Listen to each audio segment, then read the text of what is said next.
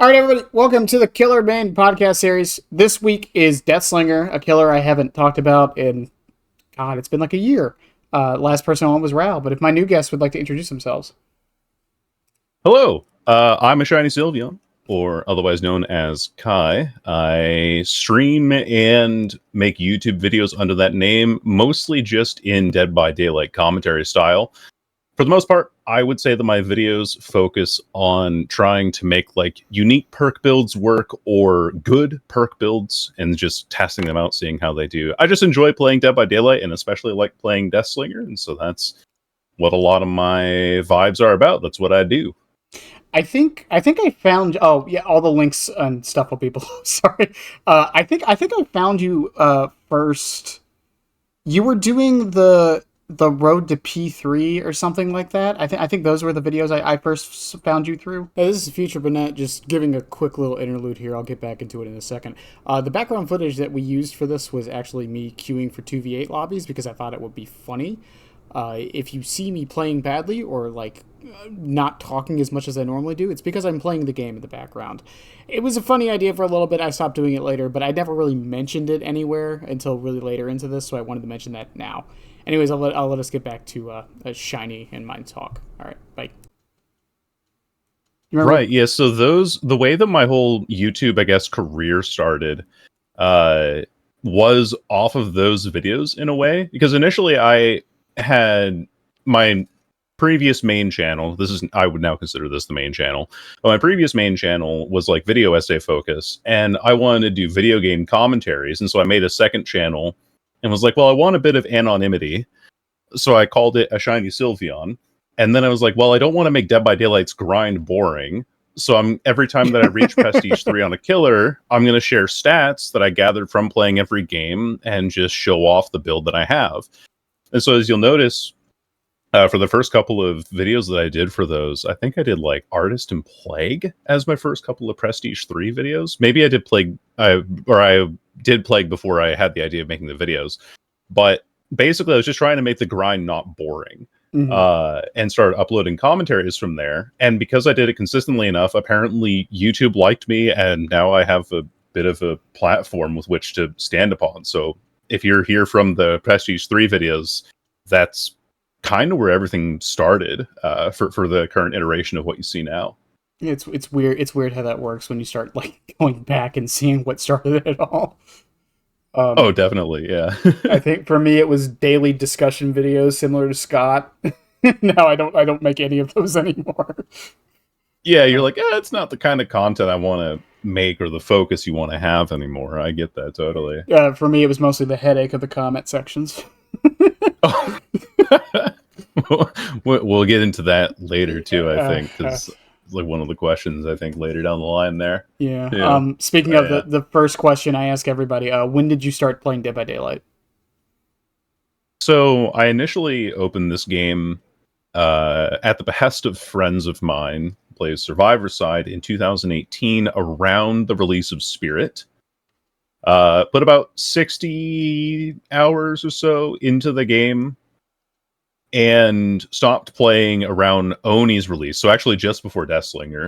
And I was like, damn, this game sucks. And stopped playing until the Xenomorph chapter coincided with my cousin visiting our family for the first time in years.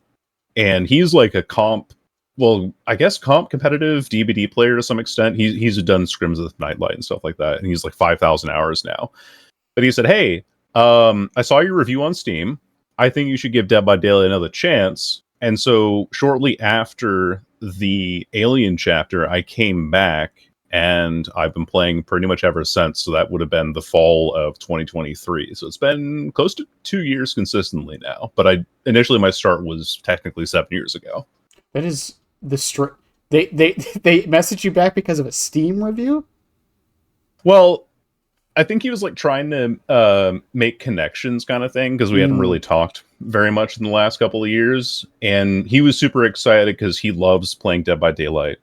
And he wanted to get context for who the Xenomorph was. So we watched Alien and we watched Prometheus and then we watched Aliens all together as a family. And then he casually slides that across. It's like, hey, you should try Dead by Daylight again. I'm like, all right, sure, why not? So fair enough. It's just just not exactly what I was expecting. I don't know what I was expecting, but um, so so I'm still a little. What exactly brought you in the first time? Was it was just friends? Yeah, new game on the block, has a bunch of changes because it wasn't 2016, 2018. Everyone was feeling really bullish, and they're like, "Oh, look at this cool new killer!" And it has the pig from Jigsaw in it, and all these sorts of things. And it was kind of seen as this alternative to League of Legends, at the time for my group of friends as well. Like, oh, what's a game that we can play as a group of 4 or 5? Oh, let's play Dead by Daylight. And so I got looped into that. I got roped into that because of the kind of friend group. But then everyone else fell off of it, and then I fell off of it shortly thereafter. You have no idea how excited I was when I heard, I think it was your most recent video, that you said you used to play League, because I can actually talk about it with someone who knows what I'm talking about. Yeah. Because I bring it up all the time for like character design and stuff. Like, oh, this would be just like if you were trying to replicate Jin from League of Legends, and they'd be like, who in the fuck? Like, well, no, I remember when Vecna dropped, and I brought up, people were like, Vecna is really complicated, and then I was like, oh, y'all want complicated? This is Aphelios' passive. Cycle through 4 weapons. I mean, I can see the vision. I don't know. I bring up League of Legends all the time just because Riot's been at this for almost 20 years now, and they crazy. Yeah, it's insane to think about. But because they've been at it for almost that long, they've been through the ringer on like all the problems every other live service has. So it's like whenever I hear like oh they're running into this issue with balance, like Dead by Daylight right now is running into the issue of like dash mobility creep, and it's like I've been through this song and dance like 6 years ago. Yep. And it's just, or like the classic Riot August 3-hit passive. Oh god, that still exists so much. It's just still like exists. They hide it better, is what it is. They just hide it better. They like put it into Akshan's kit, and they thought that we wouldn't notice, those bastards. Oh yeah, because it was 4, not 3. Yeah. But I guess that leads into the question every killer main gets asked, and that is, why Deathslinger? I think really what initially pulled me to Deathslinger was his design. The cowboy being this bounty hunter kind of killer with a really satisfying sound design. It just, on the surface, seemed really satisfying and really interesting to me. And after I gotten back into playing Dead by Daylight, the first killer that I really played was Legion, because I needed something basic to understand the mechanics of the game with. And that eventually went into Plague and Artist, because I wanted to get their perks and everything, but I just couldn't really settle on anything. And then I got to Deathslinger, and then I found a guide on Deathslinger by Aquino, and really from there understood how this really cool looking character with a really cool thematic can also be extremely impactful in the right hands if you're precise enough. And I think there's something in my brain of the 2,000 hours that I have in Rainbow Six Siege that also clicked with Deathslinger, that everything sort of fell into place, and I've loved him ever since. I mean, I'm Prestige 65 now. I feel like I'm on track to hit Prestige 100 by the end of the summer with the Terror Misuse or whatever the cake's going to be for this year. But I would say it was a combination of visual thematic with a simplistic power that had a decent ceiling to work around, that the more I interacted with it, the more I realized, like, oh, this isn't actually just based on the skill of me as the player, but also changes depending on the map that I play. Right. And I think that that's really cool. Like, the depth that this character can have is so unbelievably high to some extent. Can I ask a personal question real quick? And you don't have to answer this, how old are you? I am 26. I'll be 27 in October. Okay, I'm only asking because I'm 30, about to be 31. But okay, Pokemon name for our usernames. I was addicted to League for 5 years. I was addicted to Rainbow Six Siege for 3 years. My first main was Deathslinger before anything else. It's So you're just saying there's there's parallels. parallels. It's just so weird. So you didn't play Strange. Deathslinger before the depending on who you ask, the unnecessary nerfs that happened to him a while ago, did you? No, I did not. The most that because when I stopped playing around the release of Oni. Like I had played a couple of games of Oni. I do remember, or against Oni, because I remember that very clearly. Mm-hmm. But Oni was the killer released directly before Deathslinger, so I never got to see Deathslinger played. And the most that I even saw of the character was from a YouTuber named Bricky, whom I've been following for years. Bricky Orchid, yeah. But he used to make these videos that were called the Dead by Daylight case files, where he would talk about every killer and their power, and just kind of go like a general overview of how they played, and threw some memes in there and stuff like that. And he made one, of course, on Deathslinger, and that was probably like the most that I had heard about him at the time, but I hadn't really harbored any interest in him until I had actually picked the game back up again and was looking for something to settle on for the killer side of the game. Yeah, and Deathlinger's still an interesting character for a lot. I mean, if you come from an FPS background, I mean, your options are Deathslinger or Huntress, and one of them has a gun, so... Yeah, and you have basically a crosshair when you aim down sights, so it's like pretty easy parallels to make. I feel weird using parallels again in such quick succession, but it's fine. Yeah, and Deathslinger is also, ironically, I think he's surprisingly popular outside of the Dead by Daylight community. Because I've talked to people in other gaming communities and they know of this character. It's so strange. I think it has something to do with the simplicity of his design, but also how much it communicates. He's a cowboy. He has a really cool looking frock that he wears. He has there's something a little interesting. He has like a brace on his leg. I wonder what that's for. And he very clearly just has a rifle with a chain on it. Like, oh, okay, cool. It's a harpoon gun. He's a bounty hunter cowboy. It's such an easy design to communicate to other fandoms, to other people outside of it. And it's like, hey, what's the coolest looking character? Deathslinger's probably one of the coolest base looking characters.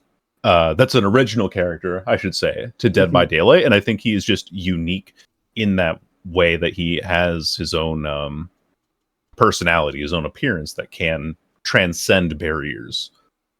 Yeah, and again, like it's the simplistic design, and on top of just because even inside of Dead by Daylight, while he's still very unique. Like, I know we have a lot of just guy with knife, but I mean, Deathslinger kind of stands out amongst the crowd, really, if you lined everybody up. He's also, like, one of the few older characters, at least on the killer side, that's not, like... How do I put this? He's not, like, Blight. Right? Like, he's very, like... I don't know, old man characters are not very common in video games, and I think that also helps his appeal a little bit.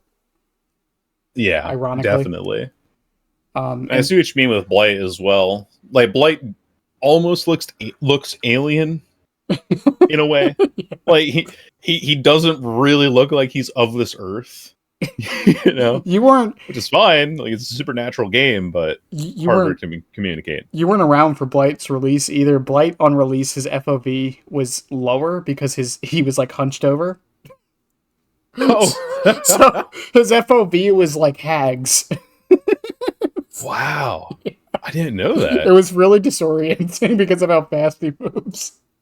You would just get blind. You would be blind if you were going through a grass or anything on swamp, I can imagine. Pretty much. It was really bad. Now, speaking of the leg brace, because you brought that up, and I know you've made a video on a particular topic that we're probably about to bring up, but changes to Deathslinger. So what I'll start this off with is I feel like Deathslinger is a killer who has kind of been left in the dust a bit as the years have gone on. and especially more recently, from the changes to Deep Wound, to Kaneki kind of taking his entire original power concept, to him being 110 still and not having as much range as the other killers, to a lot of perks that synergizing with him well, to him losing one of his best perks. Uh, Yeah, and save the best for last. And yep, no yeah, longer being viable. Yep. which is a damn shame. But it is what it is. I really wish they would fix that. Uh, but he hasn't really like he's in a similar situation to Artist, I feel, where the game has kind of changed around him to a point to where he's just becoming worse. Not to say he's bad. I don't think Deathslinger is bad by any stretch of the imagination. He's still like a 1v1 monster, but his lack of macro, I think, is his biggest problem. Yeah, definitely. But are Like, there any base changes you would make to Deathslinger? This includes add-ons, his teachable perks, or anything like that.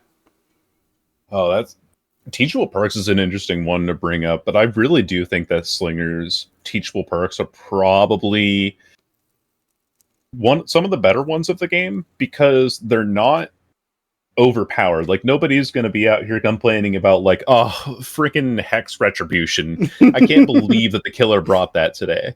But I think that each of his perks at base are all flexible enough to be able to fit into a variety of builds to the point where people are like, yeah, you know what, I think I will bring Deadman's Switch with this build, or Gearhead with this build, or Mm-hmm. Hex Retribution. And so I like that flexibility that he has, and I think that the teachable perks are fine. When I think his add-ons could use a bit of a pass. I actually made a video prior to the 115 one that's pretty infamous, I would say, at this point, that talks about what I would change about Deathslinger, and there's a number of add-ons that I think are a result of his previous iteration when he could quick scope and had a smaller terror radius that don't translate very well into the kit that he has now.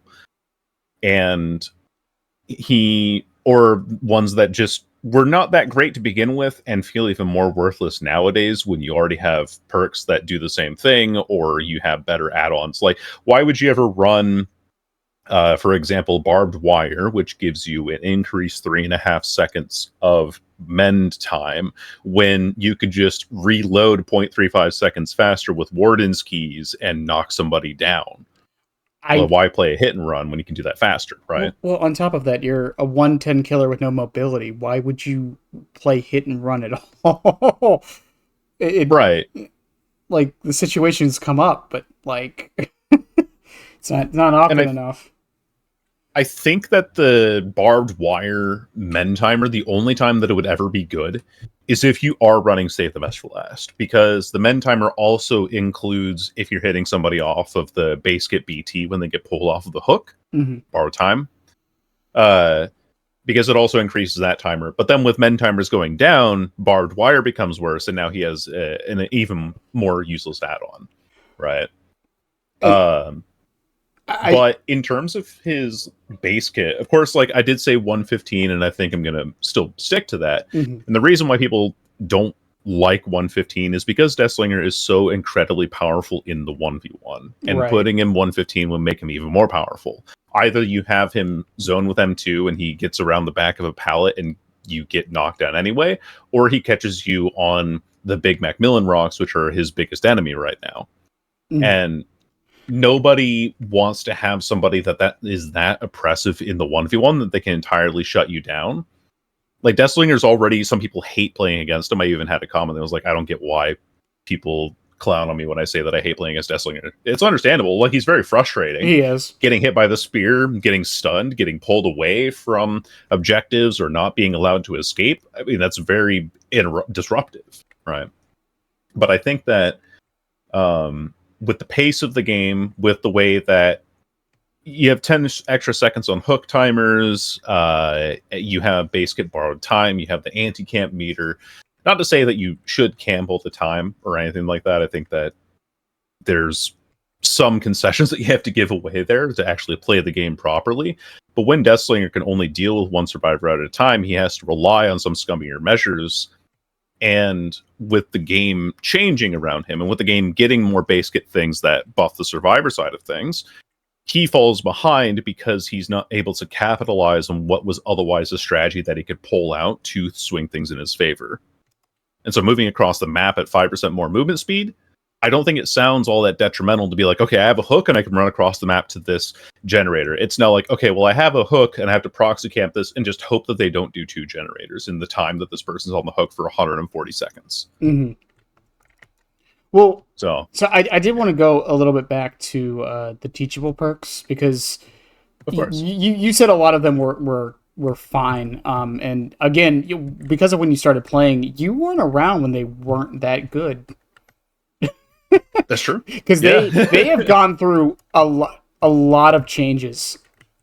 Dead Man Switch, I think, is one of the biggest examples of this. Do you know what it used to do? It used to be that for the next 45 seconds, if someone gets off of a generator, it blocks until the timer expires. So you hook someone, it activates for 45 seconds, and then if someone gets off a generator, it blocks until that timer is up. Mm-hmm. So I remember that. There was a version of it before that where it did that, but only on the Obsession. On the Obsession? Really? So, okay, so it did exactly what it does now, but only if you hook the Obsession. Oh, yeah. It was the Obsession. It was so bad. It was ridiculously bad. And then they changed it so it was any hook, and then it became good. Especially because that was the same time Pain Resonance came out. And then Gearhead. So Gearhead would only show you if someone hit a great skill check after an injury. Oh. That's it. That's all it would do. And even most survivors don't do that. Yeah, and even with how Gearhead is now, personally, I would say it needs one change to it, and I think it should have a noise notification. That'd be interesting. That's honestly the only change I would make to Gearhead, and I think it's perfect after that. Are you saying that there's like a couple different ways the audio cues go around too? Are you saying like a loud noise notification, like someone unhooked or something? No, so like I feel like it should just like give you a noise notification that it went off, like a beep noise, like a beep, and then it's off. Or like a little jangling of a bell or something like that. Yeah, something like that. Yeah, I like that idea because. Yeah, the problem with Gearhead is if you're not looking in the direction of a generator that's being completed and someone hits a good skill check, or someone's, God forbid, sitting behind a generator and their red aura is blocked by the red aura of the generator, and you don't see because the auras are the exact same color, except survivors are slightly lighter, but it's still very similar. It's hard to tell all the time at a distance. Yeah, that would be a helpful change for sure. Make it a little bit less frustrating to use at times. No, it could be good. It'd be a good. I don't think it like breaks the information of the perk. It just lets you know that hey, you have an aura to look at. Like, oh, okay. Yeah, and then as far as Retribution, I think Retribution is perfectly fine. Yeah, I see no. It's definitely his weakest perk, but I don't think that there's a whole lot that should be changed about it. No, I think overall it does the job it needs to. It's a good hex support perk. Been running it in a build lately that's Undying, Retribution, Haunted Ground, and Thrill of the Hunt. Because survivors have the mentality of if it glows, it goes. So if you want to be touching those hex totems, then all right. Well, I'll make sure that you take forever and you're detrimented for doing it. So that, I mean, like it fits into those builds as well, which is pretty funny to me. Yeah, it's just a funny thing of like, well, you can waste your time doing it, and then also it's a trap. Exactly. Yeah. It's also one of the few trap hexes we have, because that's not a common thing. I think the last one we've really had was Haunted Grounds, obviously. Just crazy to think about, too. I don't. I mean, we have Haunted Ground for the Spirit, we have Retribution for Deathslinger, and then no trapped hex totems since then. Aside from, unless you would count Dominance or like Wretched Faith activation. I don't think those are really traps, but I mean maybe. Yeah. It's like conditional activation based off of hexes, but not really a trap, you know? But like it's weird to think that, because I think Behavior doesn't like the idea of trap hexes, because I don't think they like the idea of traps in general. I'm just gonna throw that out there. What do you mean? We have plenty of trap killers. We got a whole 2 of them. It's fine. And then, you know, as far as like, so the add-ons, because we're going to talk about the 115 thing, I promise, because I have a lot to say about it. But yeah. The add-on situation, because I run the ADS movement speed add-ons. I'm not kidding. Oh, you run Jaw Smasher and Wanted Poster. Yes, yeah. I run them all the time. I love them so much. And it is actually really funny to be able to just hold down your scope and walk at somebody, because then they keep dodging back and forth and losing distance. Mm-hmm. It is pretty good. It's really funny. It's like Pavlovian to a degree, because you're like conditioning them not to dodge later into the match.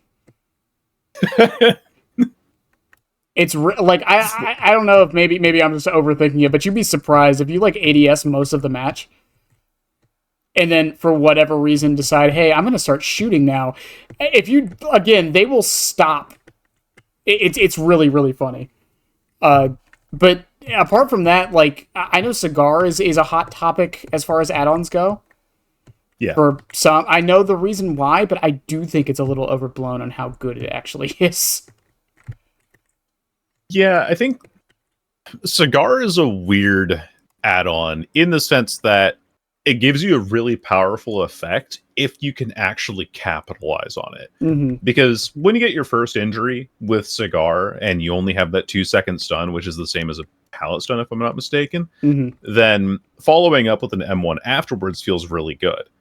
But if you catch somebody and you need to, like, oh crap, well I'm going to get stunned again, it's actually faster to just swing and miss an M1 because the M1 cooldown is shorter than getting stunned. And so that add-on doesn't have any use if everyone is already injured afterwards. Unless they have like adrenaline. You deny an adrenaline with a deep wound. But that's such a niche scenario that we're making up at that point, that Cigar is really powerful in its instances that it can be used in, and then when it's not good, it's just not there at all. Yeah, and again, it's one of those situations where it's like an add-on, like on paper and in certain situations is so strong that people kind of just overblow its actual strength. And I feel like we see this with Perk sometimes as well, where I think a good example of this is like Hubris. Yes.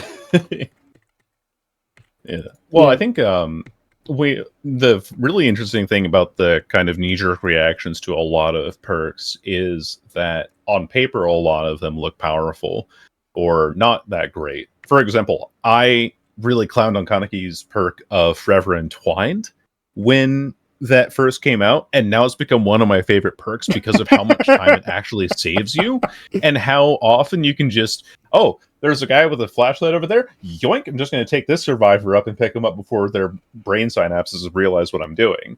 Like, it's such a goofy perk, but it saves you so much time and denies flashlight saves more often than you'd expect.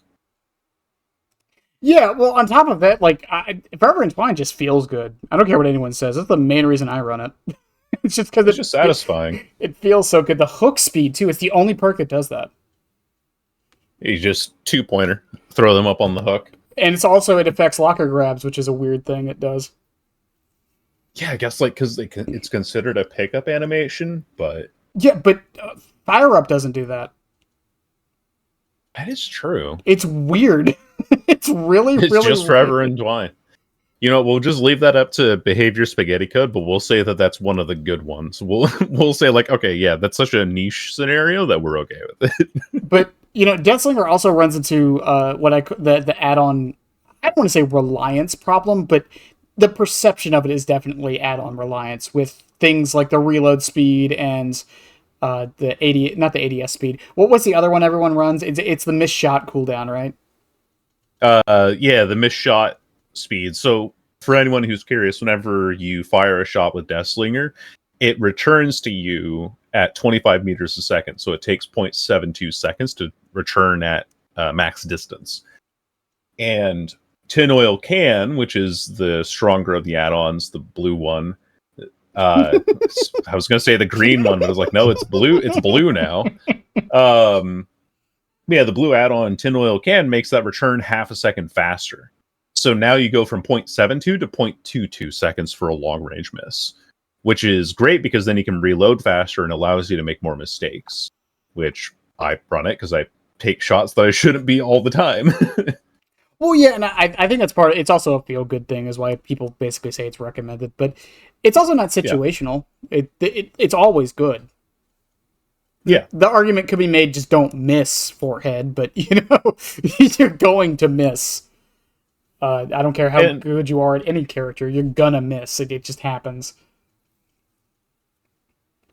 And I think it also makes me think of the add-on that everyone says is really good, but it is so situational, and that is Iridescent Coin.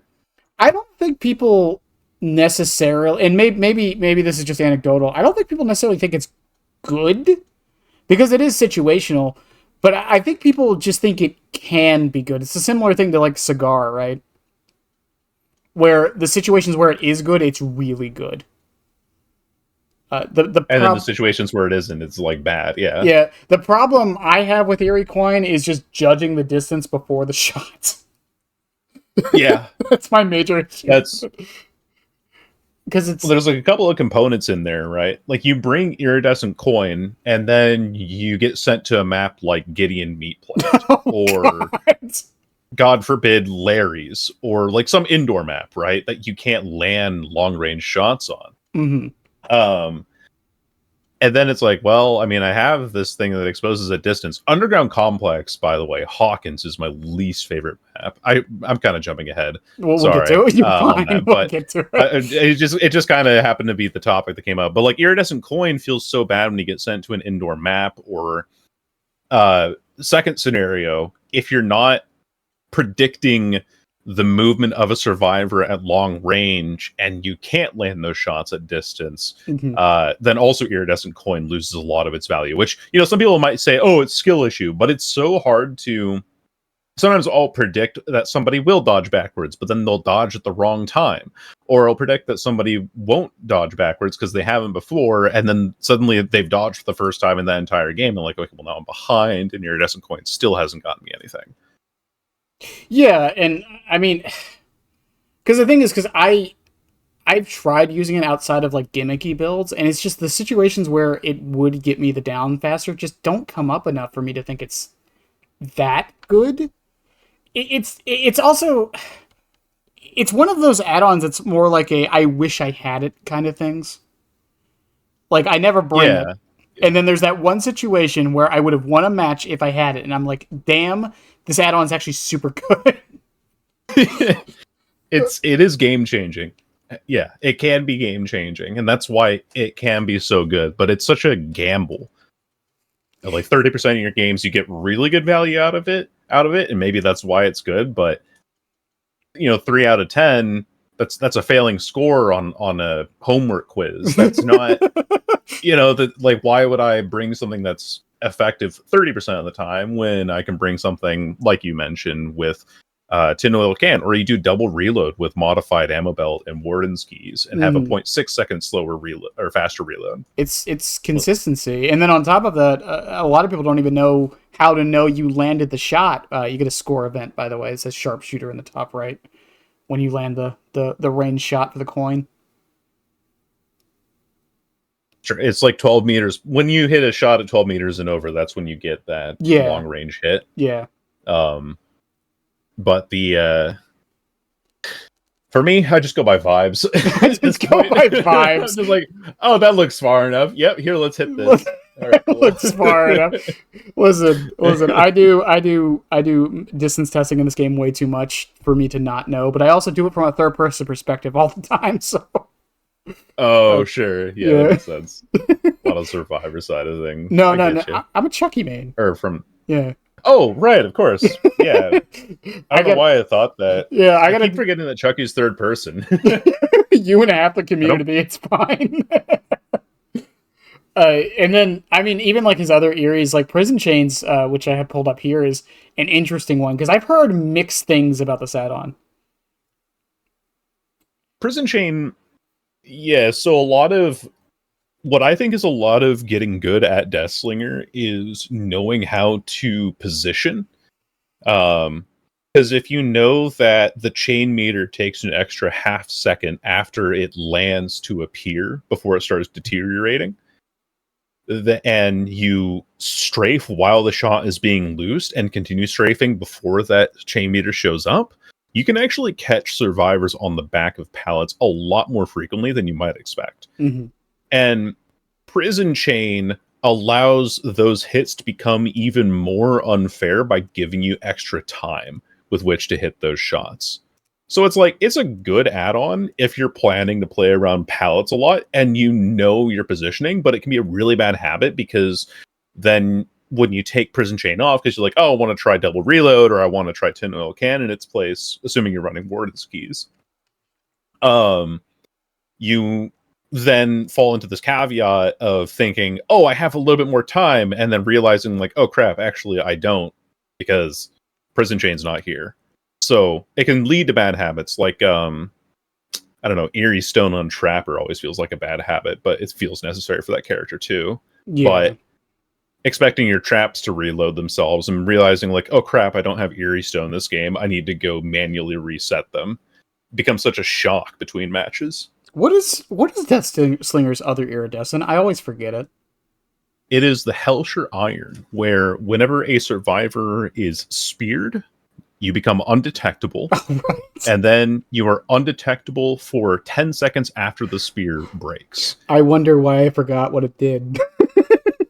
Now, the reason that sucks is because that 10 seconds starts as soon as the chain breaks. Mm-hmm. So if you're running Cigar, you only have 8 seconds of undetectable. Otherwise, if you're doing a basic M1 or you get stunned, you only have 7.3 seconds of undetectable. And you have to reload in that time. So that takes another 2.6 if you're not running add-ons out of it. So that goes down to 4.7 seconds of undetectable. It's like, woohoo! I get 5 seconds of undetectable. I get to play And the time that I can reach down and wipe my shoes off or something. Like, and you're 110, so like you're not really getting anywhere. Yeah. Wow. Exactly. No wonder I forgot what it did. Yeah. It's pretty tragic. It needs other add-ons to actually be functional, in my opinion. It used to be an aura reading add-on. How so? How did that work? It would when the chain broke, it would show their aura. It's not bad. It's not terrible. Is it worth an iridescent though? No. Here, let me point at something in Chucky's kit. Rat poison. Like, that's not. Hey! Rat poison got nerfed. All right. It did get nerfed, but the point still remains that even prior to the nerfs, it wasn't an iridescent add-on, and it still isn't. Even though it was the range that got nerfed, right? It's like 8 meters now or something. It ranged and duration. Range and duration. It's only 2. That's rough. It's 6 meters and 2.5 seconds. My God. Well, I knew that behavior killed Chucky and shot him, but I didn't see the carnage until now. What the hell? Well, rat poison deserved it, to be fair. Okay, rat poison did. I think even like 99% of Chucky mains agreed it deserved that nerf. It's not what we I would wanted. like my on-demand aura reading, please. It was Thank you. so dumb. I don't know how it was the way it was for so long.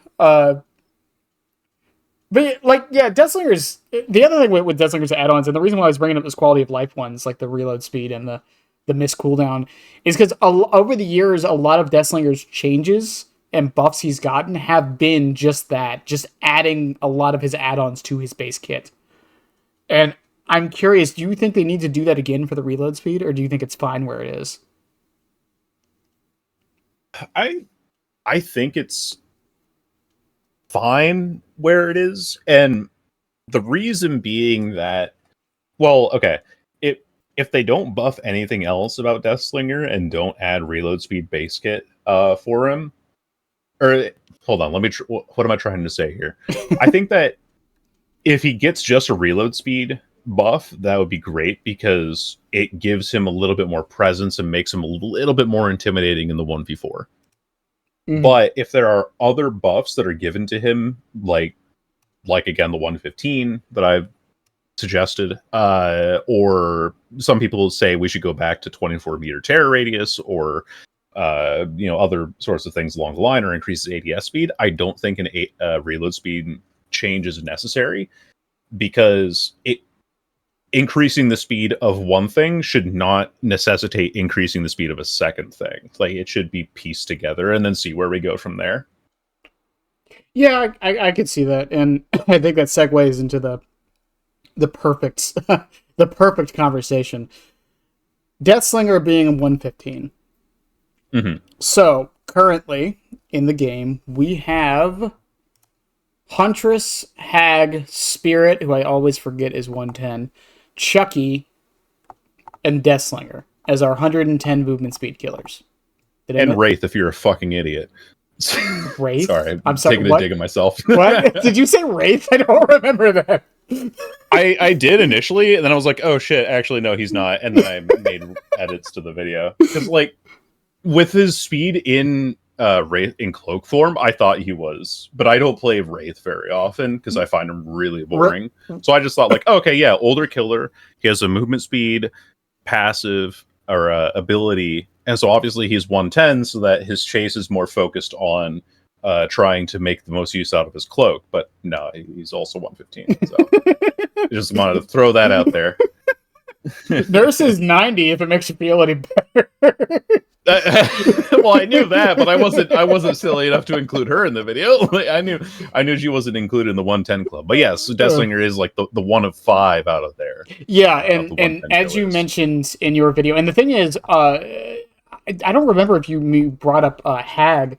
There's been an argument for Hag being brought up to 115 as well, which is interesting considering a lot of factors. I kind of agree with it though. A lot of people have talked me into it. And Huntress, obviously, because she has unlimited range. Spirit, I'm going to be perfectly honest with you. I don't think they should make her 115. I don't know why she's 110. I just don't think killers in general should really be 110, because I do think that, aside from Chucky, because his hitbox is smaller, and so him being able to kite around rocks and stuff a lot easier makes him effectively a faster killer. Do you want the exact numbers on that? By the way, it's he becomes actually I would love to on loops that he can properly hug. He's effectively, someone's going to tell me it's wrong, but he's effectively 2% faster. Yo, that's like Boone Dark Theory. You get Dark Theory on killer. That's pretty worth it. That's if he hugs it perfectly, which is not easy to do with the tank controls.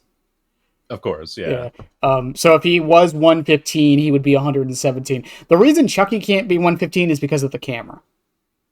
Right. Because he would be able to basically come out of nowhere 5% faster and hit you without you even knowing he's there. Right. Yeah. And that wouldn't be good. I think. Go ahead. Oh yeah, sorry. My thoughts on 110 is, and well, initially my reaction to it is, oh, that's just like an archaic way of balancing. Because you look at the killers aside from Chucky that all have 110% movement speed, and they're all older killers. I mean, Deathslinger was released in 2020 or 2020, 2020, and he was that way because he had a 24-meter terror radius and instant ADS time. Like, he needed the 110% to compensate for it. Mm-hmm. But also, if you look at the other killers in the category, Chucky included this time, the reason why I think that they're 110 is because they are encouraged to use their extremely powerful powers to close the distance.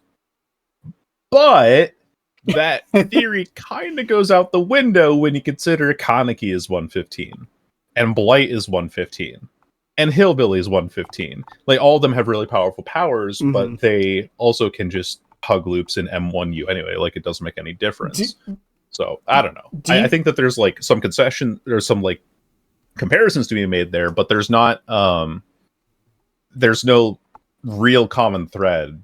It just kind of falls apart whenever you make theories on that. So originally back in the day, because Pig, and this is the other problem with it, because the design philosophy we don't know anymore because of how much it's been messed up, I want to say. It's just the wrong word, but Pig is a good example of this. Pig used to have a 24-meter tear radius. She has it now. It was buffed again. Yeah, it was buffed again. So their reason, and they raised it to 32 meters a long time ago. And the reason they did that was because their design philosophy, they said they wanted the movement speed of the killer to match the tear radius. They wanted that to be the tie. So if you're 110, you get 24. If you're 115, you get the standard 32. That's right. How they wanted to do things. Now, that got knocked out the window with Wesker and Sadako. That completely destroyed that entire logic. It also got knocked out of the window with Deathslinger because when he got changed originally, they bumped him up to 32 meters. Yes. And that was like 3 years ago, I believe. And that was also when they removed the really fast ADS time. Yeah. Which I know some Deathslinger players think it was a stupid change. It was a really necessary change. I'm not going to lie. I don't know if you've seen old videos, but my God, it was insane. Yeah, the quick scoping on Deathslinger just felt like it was honestly, from what I've seen of it, it looked like it had very little counterplay for the survivors, and that's even more frustrating than it is now. Well, it's funny because even back then he wasn't really considered to be that good. He was just annoying to play against. Yeah, frustrating, annoying. Well, it's still never going to be as strong as Nurse, but like, oh, there's a Deathslinger. I have to like hope that I can plug into this person's psyche and read the synapses between their brain cells to understand when they're going to aim down sights. Like, that's just stressful. That's too stressful. The funny thing with it is that he has the audio cue when he's aiming at you, and that's a bygone thing from when his ADS speed was instant. It's actually not. I don't think it's a thing anymore. If I'm remembering correctly, that got removed silently. No patch notes about it, but apparently that got removed around the Alan Wake chapters. That's been out of the game for a while now. I would hope so. I don't think it's necessary now. I think it's really dumb that they don't have to look at you to know you're aiming at them. Unless you're playing a stealth build, but that's besides the point. Yeah, but like if you're playing a stealth build, there's you got some other problems going on. Like, remember the Tome challenge from like I think it was almost a year ago, where you had to like spear somebody that was on a gen from like 24 or from max range or something. Right, you had to interrupt an action of like healing or repairing. I do remember this. Yeah, I got it done through pity, and I'm not ashamed to say that. Well, I mean, how else are you going to do some of those Tome challenges? So I literally sat next to a gen with Insidious and waited, and they clearly saw me. they were like, no, you can shoot us, you're fine. Okay, cool. But the 115 debate for Deathslinger is just a really weird, because you brought up earlier that the big problem people have with it is he would be able to just run you down while ADSing. And my counter to that would be just make him slower while he's ADSing then, so it's the same as it is now. Yeah. And that would also... Right now go ahead. The ADS thing right now, as I understand, is based off of a multiplier of his current speed and not an actual set value that he goes down to. Yeah. So just change the multiplier. Yeah, just change the multiplier. You could even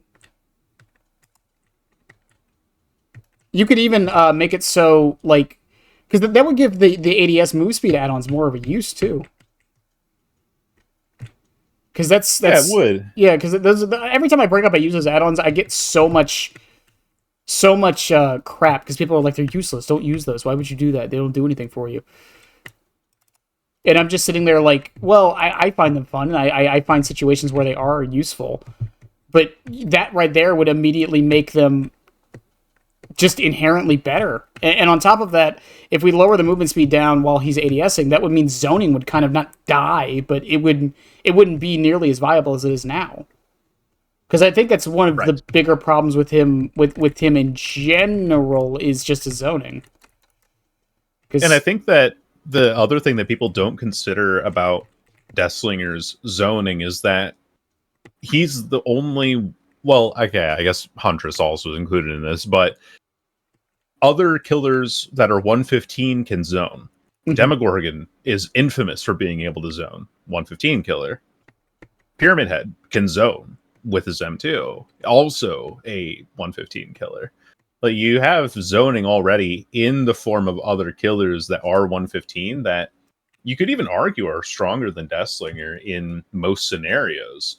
That, well, I mean, they're not getting flack. People are probably more upset at Pyramid Head for the fact that you can tunnel people out because you're not affected by hook perks. But for that sake, like, I don't know. I think that there is like definitely strength in zoning, and it is a very annoying playstyle to play against, and kind of I don't know. I don't like zoning because I like going for flashier shots because it makes me feel better like, in terms of my skill level. Hey, you gotta stroke the ego a little bit, all right? Exactly. Yeah, like I gotta feel cool. Otherwise, am I having fun playing Dead by Daylight? Probably not. But you know, I think that the zoning concern that a lot of people have is something that is more specifically applied to something that Deathslinger's already strong at anyway. Like him being a 110 killer and being able to shoot you over a pallet because he can zone you, and being a 115 killer, or being able to deny you from ducking behind that wall and breaking line of sight versus being a 115 killer doesn't make a whole lot of difference. The 115 is to make him less frustrating going around rocks because you can run around the back of a Macmillan rock and he can't shoot over it, he can't zone with it, you just get infinite loop on that, basically, it feels sometimes. And also just like more map presence because he has no mobility. He doesn't have a lot of range. I don't know. It's more something to fix like the problems that are inherent in his kit. And if the byproduct is that, oh no, he's slightly better at zoning when other killers are already arguably better than him at that, I think that that's a trade-off that we need to be able to take. But that's just me being very opinionated about it. Yeah, and on top of that, like we brought up Blight a little bit a second ago, and I've had many discussions, and it's been brought up a lot over, I want to say, the past couple of months, of him being 110 for the exact opposite reasons as to why Slingers should be 115. And a lot of people tend to agree with the reasoning. That's the thing with it. It's just, it's a weird balancing decision because, again, Huntress has virtually, I know someone's going to correct me there, but Huntress has virtually unlimited range. And actually, if you're standing at the back of Eerie Crows, sorry, I had to jump in there. You're standing at the back of Eerie Crows. Actually, it's only unlimited range up to 20 meters. I love that one. That one always gets me. Because they're technically correct, and I'm like, you know what? It's like, that's fine. You know, go nuts. Go. you do you. Have a great day. Yeah, you do. Yeah. You do you. But because his other issues, I mean, do you think lowering his terror radius to 24 meters would help more, or do you think the 5% movement speed is what's actually necessary? I think lowering his terror radius has a couple of problems with it. And the first one is that as soon as that terror radius goes down to 24 meters, every Deathslinger is going to be running Monitor and Abuse, which drops his range down to 16 meters, which is 2 meters shorter than the maximum range of his harpoon. Mm-hmm. And so if you are given like half a second warning before somebody can hit you with a long range shot and down you with Iridescent Coin, that's going to immediately start feeling unfair to play against, and you have to keep your head on a swivel all the time against him. And that's something that I don't want us to go into. That's the other thing. Yeah, I was gonna say that's how it used to be back when he did have 20. Monitoring Abuse was basically like required on him. and also the no terror radius add-ons Mhm. and all that sort of stuff. Like when you start messing with Deathslinger's terror radius, he becomes terrifying to play against. Even now, when you do stealth builds on Deathslinger, he becomes an intimidating force because you have to look out for him. And if you can't hear him and he sees you, you are in trouble. The other thing about 24 meters, and this is kind of a silly reason to change things, is that I don't like the idea of us just like taking away stats to give them back later, just like suspending that buff or suspending that nerf because, oh, well, now it's okay that he has 24-meter terror radius. It feels like we're just flipping a switch back and forth. Like there's no real progress being made there. You're just redoing the same change that have been made before. I'd like to see something different, something that actually plays into the current game, and something that actually expands his play style a little bit outside of being like, oh, 24-meter radius. All right, we're all going Gold Creek whiskey and monitor and abuse. We're running around with ADS with an 8-meter terror radius. Like that sounds funny, but I think that monitor and abuse is a really big consideration in that conversation now. Yeah, hear me out. We changed the ADS movement speed add-ons to double his movement speed while he's aiming, and he just plays Doom the whole match. We just play zoning slinger, throw 7% on wanted poster. Who cares anymore? Just make it so it removes like the ability to shoot. or not shoot. Make it so it removes his ability to M1. He can only shoot. Oh my gosh! You just load in, and the rifle is just holstered, is glued to his shoulder the whole time. So we just make one of his iridescent add-ons. He just like adds a triple barrel to the spear gun. You played Deadlock at all? I have not played Deadlock, no. Ah, damn! It's been my recent obsession. There's a character in there that has like a 6-barrel shotgun as his primary weapon. So I was like imagining that, but for Deathslinger. You might be old enough to remember. Do you remember a game called Bulletstorm? It sounds familiar, but I don't recall. It was made by the guys People Can Fly, so it was basically the Gears of War guys, at least the secondary team. There was a gun in that. It was a quad-barrel shotgun. Hell yeah. I mean, you know, gun designs get pretty crazy out there. I mean, you see, double barrel shotgun's great, but now you just double it. It's even better. That's math. That's just math. That's like heavy TF2 kind of math. I have great shotgun, but I add 2 more barrel for more bullets. Like it's kind of definitely how math works. It's more bullets per gun. It's another thing with Deathslinger that I think is very strange because, like, Save the Best for Last, we talked about earlier, I think was an interesting thing for him because he had a lot of very good synergies with that perk. And, you know, once they changed it, it just felt like he lost one of his main defining things. And now that it's gone, like, I don't think it's, like, nerfed him too much.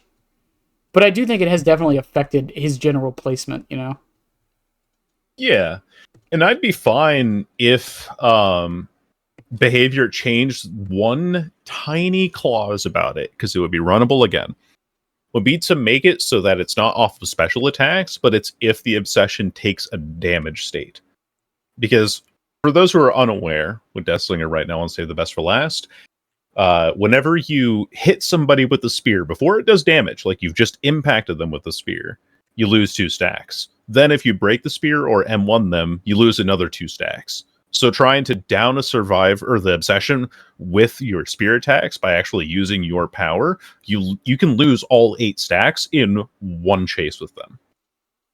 Yeah. It's ridiculous. It's ridiculous. It's insane. And it wasn't anywhere like because they did change the clause. It was supposed to be, or they changed the clause 2 times. It just didn't, like, because Trickster loses a stack per knife throw.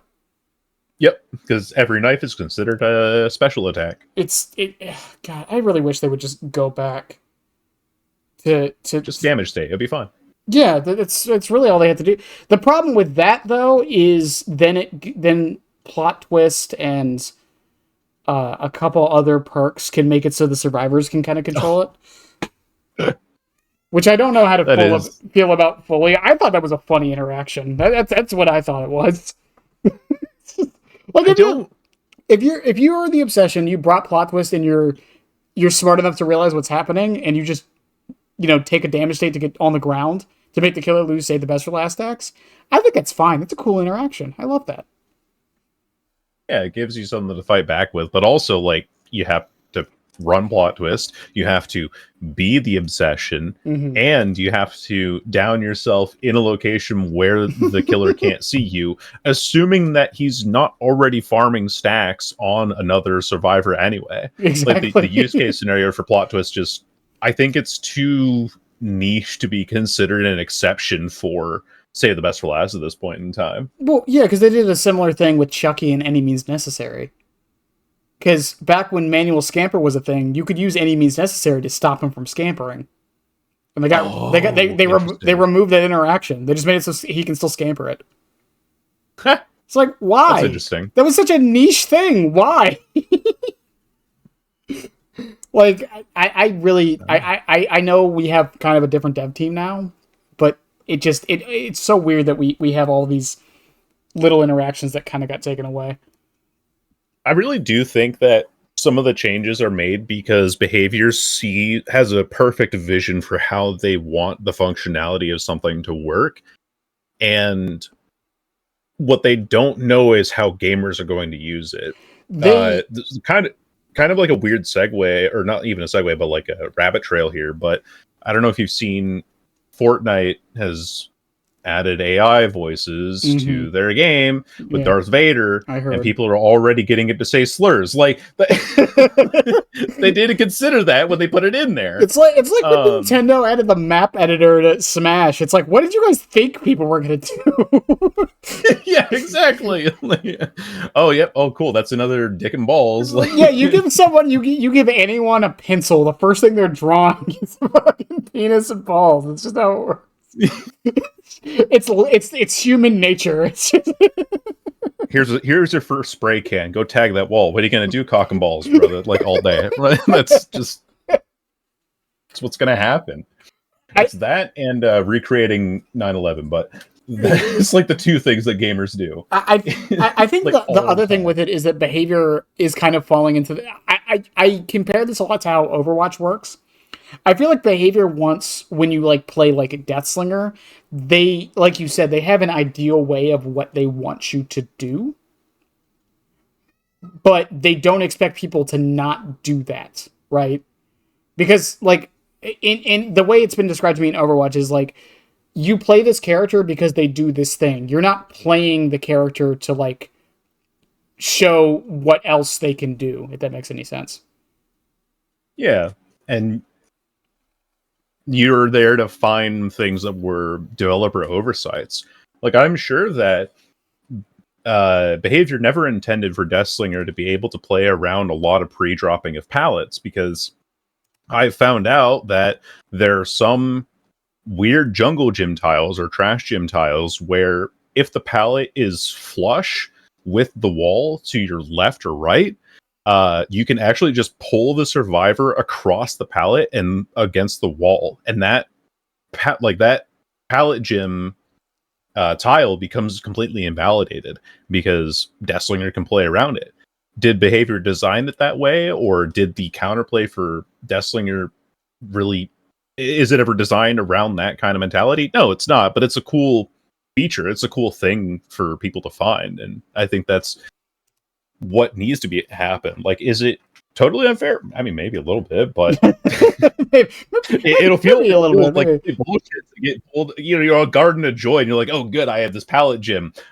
Oh, I still got hit because I slid off the pallet here. That's not supposed to happen. I think Deathslinger also has a few like other problems. And going back a little bit to the 115 thing, I will say one of the dumbest reasonings I have heard for why he shouldn't be 115 is because of the leg brace. Listen, guys, I get it. I get it. It's lore implications, but it's fine. It's it's not even in the original lore. That's the crazy thing. He doesn't even have the leg brace in the original lore. Like, at the end of his lore, he kicks the shit out of somebody so bad that he ends up limping off and then getting taken away to the entity's realm. Like, he only damages his leg and has the brace mentioned when he's actually being taken away by the entity. So as far as we know, he never has that leg brace unless there's something in the tomes, which unfortunately I haven't read through, that state, oh, he had a leg brace because he had like got shot in the hip or something when he was younger. But in the original lore, he doesn't even have the leg brace to begin with. Well, the entity gave him a leg brace. I don't know. Well, not even just that. On top of that, by that same logic, Xenomorph in runner mode should be 120 movement speed. Because they're on all fours. Xenomorph in runner mode should be able to scale walls. As you see, all right, let's not push it. my favorite thing about that argument is when you bring up like what people would use that for. People are like, "Oh yeah, don't do that." Yeah, no, that's a bad idea. Yeah, no. It's like you guys hated Scamper and you hated, rightfully so, by the way, but you hated Scamper and you hate how Kaneki can just like go over pallets. How would you feel about another killer that could just do that?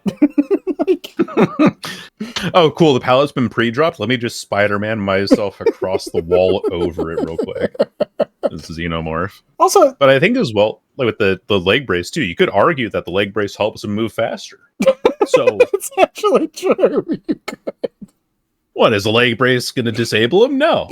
Technically speaking, yeah, because he has the brace on, he shouldn't be moving slower. We just cracked like two of the reasonings right there.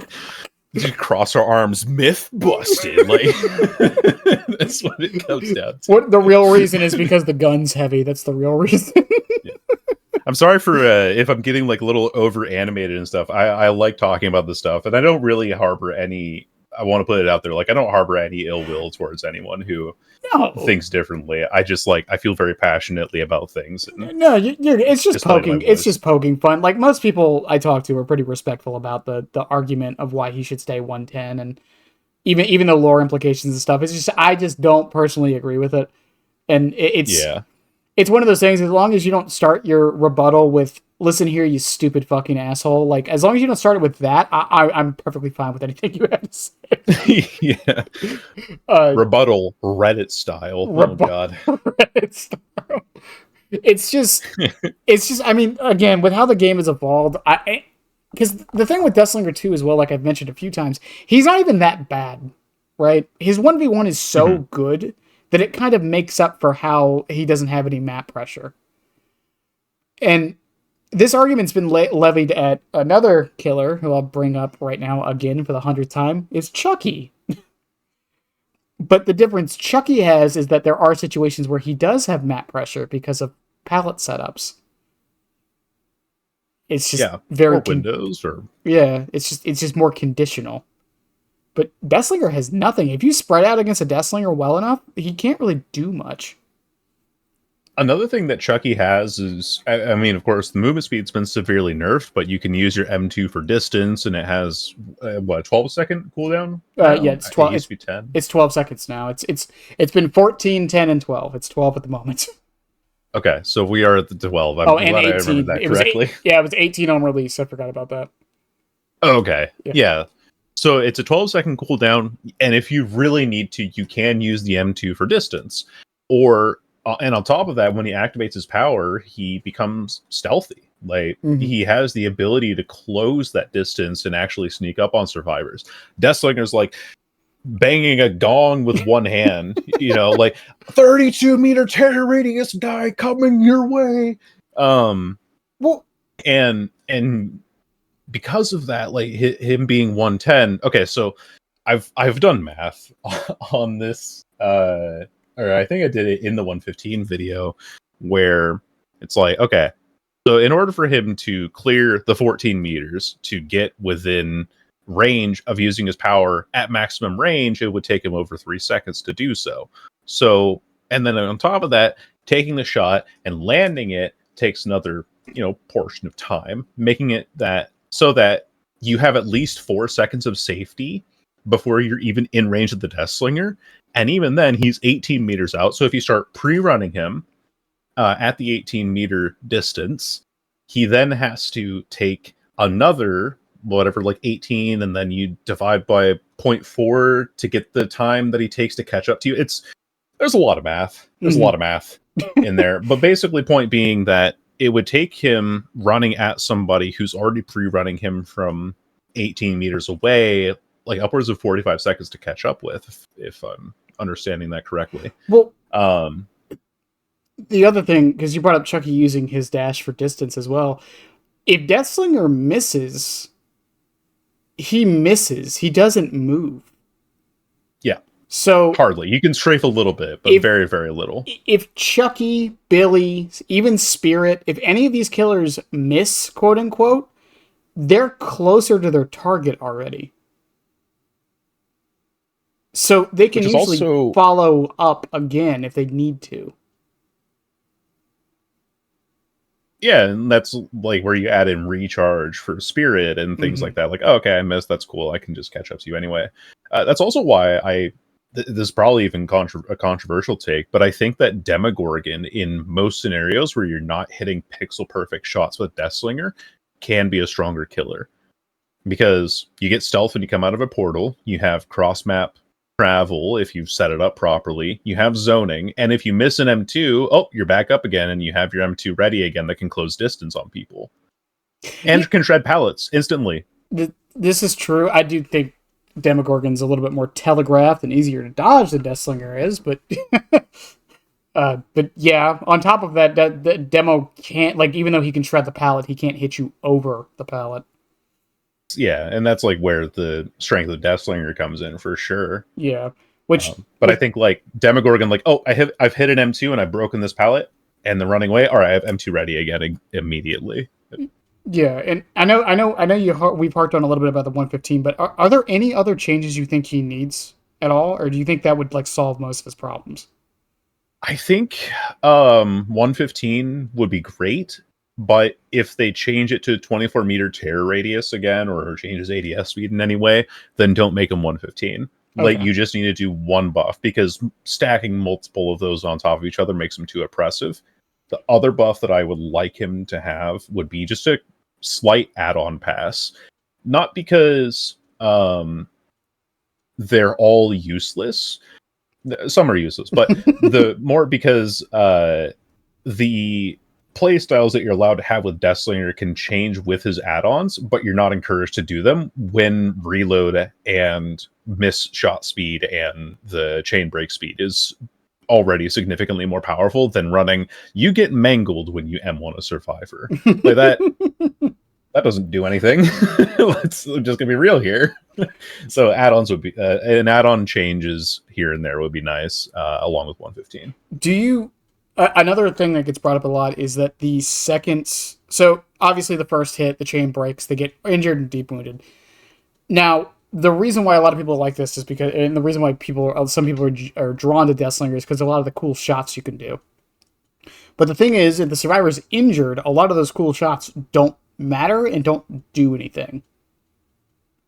Do you think there should, the second, like, if they're injured and the spear breaks, it should do something other than the deep wound? Or do you think it's enough of a reward for it? Oh man, my brain went like it should hinder them. It should that would be a bad idea. That'd be a really bad idea. Well, it's one way to make him 115. Yeah, like hinder 10% for like 2 seconds or something. I don't know. But I think that's a really bad idea. I think that's a terrible idea. It was just the first thing that popped into my head. But no, I think that the thing about him not being able to land multiple shots and down people, one, differentiates him from Huntress, but two, it also makes it so that you have to change up your game plan. Like, you can't just camp the exact same spot that you know that you caught a survivor on the previous time to get that first injury to just get a free injury again. Like, you have to adapt and be like, okay, now I need to change my angle, or I need to break this pallet now, or I need to try and mind game them to get that second hit properly.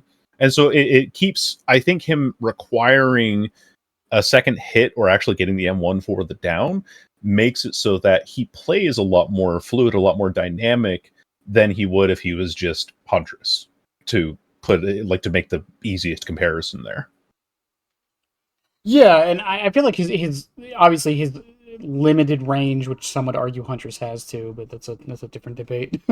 Definitely also contributes to that, and some of the map design ways things can be pulled, and learning which ones to just give up on and just M1 and let the chain break on its own and things like that is definitely it helps lead to those situations. The one issue I do have with it is that I think it does make it so those cooler shots aren't encouraged as much. But that's like such a small thing, I feel. Yeah, like if I'm shooting you through the slats in the window on Shack on Swamp, and I'm getting the chain break there, you can actually get an M1 off of that if you're positioned correctly. But if I'm hitting you on that, I feel like I've won a moral victory. Like, I'm just cooler than you at that point. At the end of the day, isn't that what Dead by Daylight's about? Dead by Daylight's all about flexing egos, everyone. All right, wrap it. We're done. All right. But yeah, we've summarized the entire game. And I think a lot of these changes are perfectly reasonable. I do think the argument could be made, though, obviously, is that Deathslinger doesn't really need it necessarily. Again, because he's not bad. He's not even close to bad. Most people put him in... He's not Skull Merchant. Yeah, right? we'll get into this later, but most people tend to put him, like, A tier-ish. B to A tier-ish. So, like, he's doing okay still. I think people really overestimate Deathslinger's strength in the 1v1 versus when anybody has any semblance of coordination in the 1v4. Like, oh, all right, well, I've got this long-range hit on somebody that's deep wounded. Oh, and here's a bodyguard, holding them in place for me from a distance, which there is a way to play around it, but it's like the specific scenarios you're like, okay, well, now I have to get this person down, but then now that I have this person down, I have to also reload to threaten this person's ability. Well, and I think this comes down to a lot of, I don't want to say bias necessarily, but I think a lot of people really do overstate how good, when a killer has good 1v1, how good they actually are. Because, like, again, Chucky has fallen victim to this. I think Wesker falls victim to this a little bit. Huntress definitely falls victim to this, where the character is so good in the 1v1 that people just assume, oh, the character must be really, really good. When in reality, if the survivors are splitting up enough, like Legion, that it doesn't matter. Because it doesn't matter how fast you can get it down if you can't get across the map to get into another chase in like 10 seconds. Because by the time you get over there, the gens popped and it didn't matter at all. Right. It's just like wasted so much time. But again, it's one of those things where I do think other killers definitely need some more help before Deathslinger gets anything, but I do think he should be on the docket for sure. I think he's like bottom of B tier, but he can feel really frustrating when he doesn't work out and just feel like the worst killer in the game with no power. Like, when you don't have your shot ready, you're weaker than Trapper because you're not even 115. That's like, if you're not hitting your shots with Deathslinger, of course you're not playing the killer correctly, but to put it into perspective, you're not even a 115 killer and you can't get that M1 to secure. I would personally put him at the bottom of B tier because I do think he is better than a lot of the M1 killers because of his ability to just invalidate so many pallet loops and ability to injure from distances or unexpected angles. But you compare Deathslinger to the likes of even Huntress, who, okay, like Huntress, big rivalry there because range killer versus range killer. But Huntress's ability to be explosive compared to Deathslinger, like a practice Deathslinger against a practice Huntress, I think that Huntress can tend to be more powerful in general just because of her ability to dish out damage states so rapidly. And so she's higher on the tier list, in my opinion, there. But he's not like Onryo. And I think that Hag is a C tier killer. I know that that's controversial as well, but she's like, hey, walk into my spider web. Survivor's like, no thanks, I'm not going to do that. And then she becomes invalidated. So I think that Deathslinger has a bit more control than a lot of the M1 killers do, but oh boy, does he feel bad when you're not using him well. Oh yeah, and then sometimes you'll go into those matches where like survivors are completely predicting every movement you're ever making before you even think about making it, and then you're just like, they're in well, my head. why would I play this killer? What am I? Yeah. What are the benefits? Why am I doing this? But I think another thing with it that, again, because I do think you're right with the perception that he's stronger than he actually is, and I do think that's why some people are very hesitant to try and buff him. At least it's part of the reason. But again, I think given where the state of the game is and having killers like Kaneki and Blight and Nurse, I do think he could just use a little bit of love from the devs. And it doesn't have to be that much. It was just like, okay, Deathslinger's 115 now, which I know is not a popular opinion. But Deathslinger's 115 now. Everyone will be like, all right, cool. He maybe goes up a few places in the tier list. Mm-hmm. It's not, I don't think it's world ending for him to be slightly faster. But that's just my perspective. I know I'm biased. Well, of course, you're sneaky Deathslinger, man. Of course you're biased. I am a absolutely rancid Deathslinger main, plucked out of the worst suburbs of Chicago. There's only like 3 of you left at this point, so it's fine. So it's yeah. There's like, I know that there's a lot of Deathslinger players out there and a lot of Deathslinger mains, but I don't think very many of them are active anymore. I know of 3 offhands. I know, of course, Zapples. I know Alsachin Ribeiro, and I know myself. And that's like the 3 that I know of. And 4 then, because Ral is the other one I know. Ral is tired. I've heard of this person before, but I should check them out. They are on Twitter a lot. That might be why you haven't heard of them. Ah, I see. Makes sense. But moving on a bit away from like changes to Deathslinger, I'm sure we'll get back into this, but what builds do you typically run on Deathslinger? Well, the build that I have for my typical all-rounder build right now is actually the one that I have pulled up on my DVD client, which is Coup de Grace, Gearhead, Surge, Rapid Brutality. Deathslinger's slow, so you're likely to get a gen popped by the time you get your first or second hook, so you'll have Coup de Grace tokens, and you'll be able to carry those into the rest of the game pretty easily. Gearhead I put in here because I like it as an information perk. I could swap it out for Barbecue and Chili, or Friends Till the End, or Darkness Revealed, God forbid. Any other like information perk, but I find that Gearhead is the most consistent for me. Surge, because he's just ridiculously good with Surge. He downs with an M1 every time, so no reason not to run it. And then Rapid Brutality to just make him 115 to help me catch survivors in chases a lot more often, and also increase the speed that he moves at when he reloads. Actually, is one of the like small changes there. So I'm actually able to maintain some of the distance while I'm reloading if I have Rapid Brutality active. Yeah, so that's the build that I like running. Fun fact: I actually run Rapid on Chucky a lot for that pretty much the same reason. Yeah. Might as well, right? Like if you get an M1 while you're still in stealth and then your power's on cooldown, you're like, okay, cool, I can catch up much easier. Yeah, and Gearhead is definitely an interesting choice there. I mean, is it just mostly just so you have some information? Is pretty much what it is?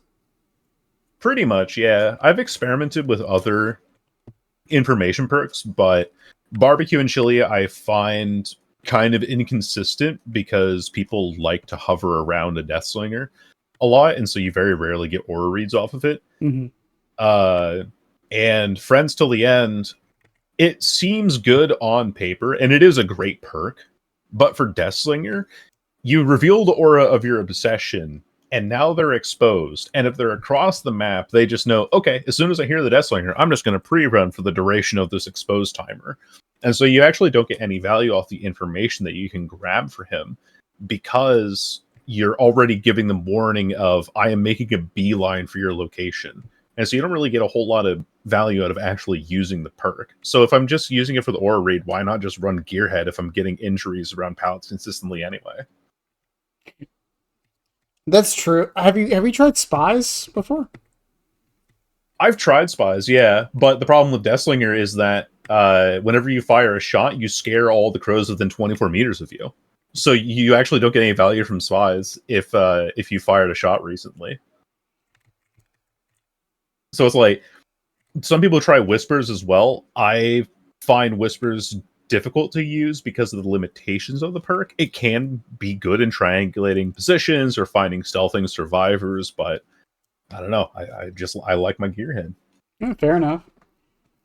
And I mean, it's pretty consistent with Gearhead because again, like that first hit with the spear is definitely not that uncommon. You know. Correct. And I run Cigar a lot on his build. I know I'm a heathen.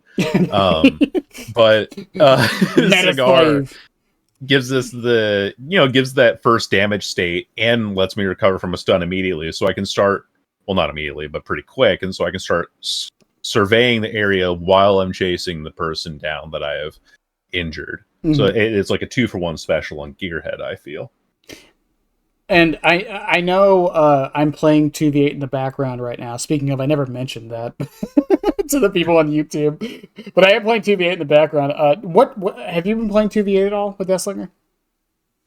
I played like 2 games of it with Deathslinger, and the problems that he suffers from in the 1v4, he suffers even worse from in the 2v8. It's like, okay, cool, here's a whole group of survivors. Let me just fire my projectile that can miss, and slowly pull somebody in for them to be body blocked and me not get any damage states on the person that I actually want to hit. If you want to hit somebody consistently, just run Legion. Like, Legion's stronger than Deathslinger in the 2v8. I made a video a very long time ago going over the problems 2v8 would have. This is before it was in the game. And one of my main points was that Deathslinger can never work in 2v8 because of how frustrating he would be to play against. I have been proven wrong.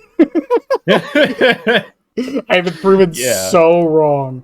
Well, the problem I had with Deathslinger even now is the fact that if the killer players really, really want to just focus that one dude, have Deathslinger pull him in, and they can't do anything when they get downed immediately, I mean, they're going to lose, but that sure wasn't very fun for you, now was it?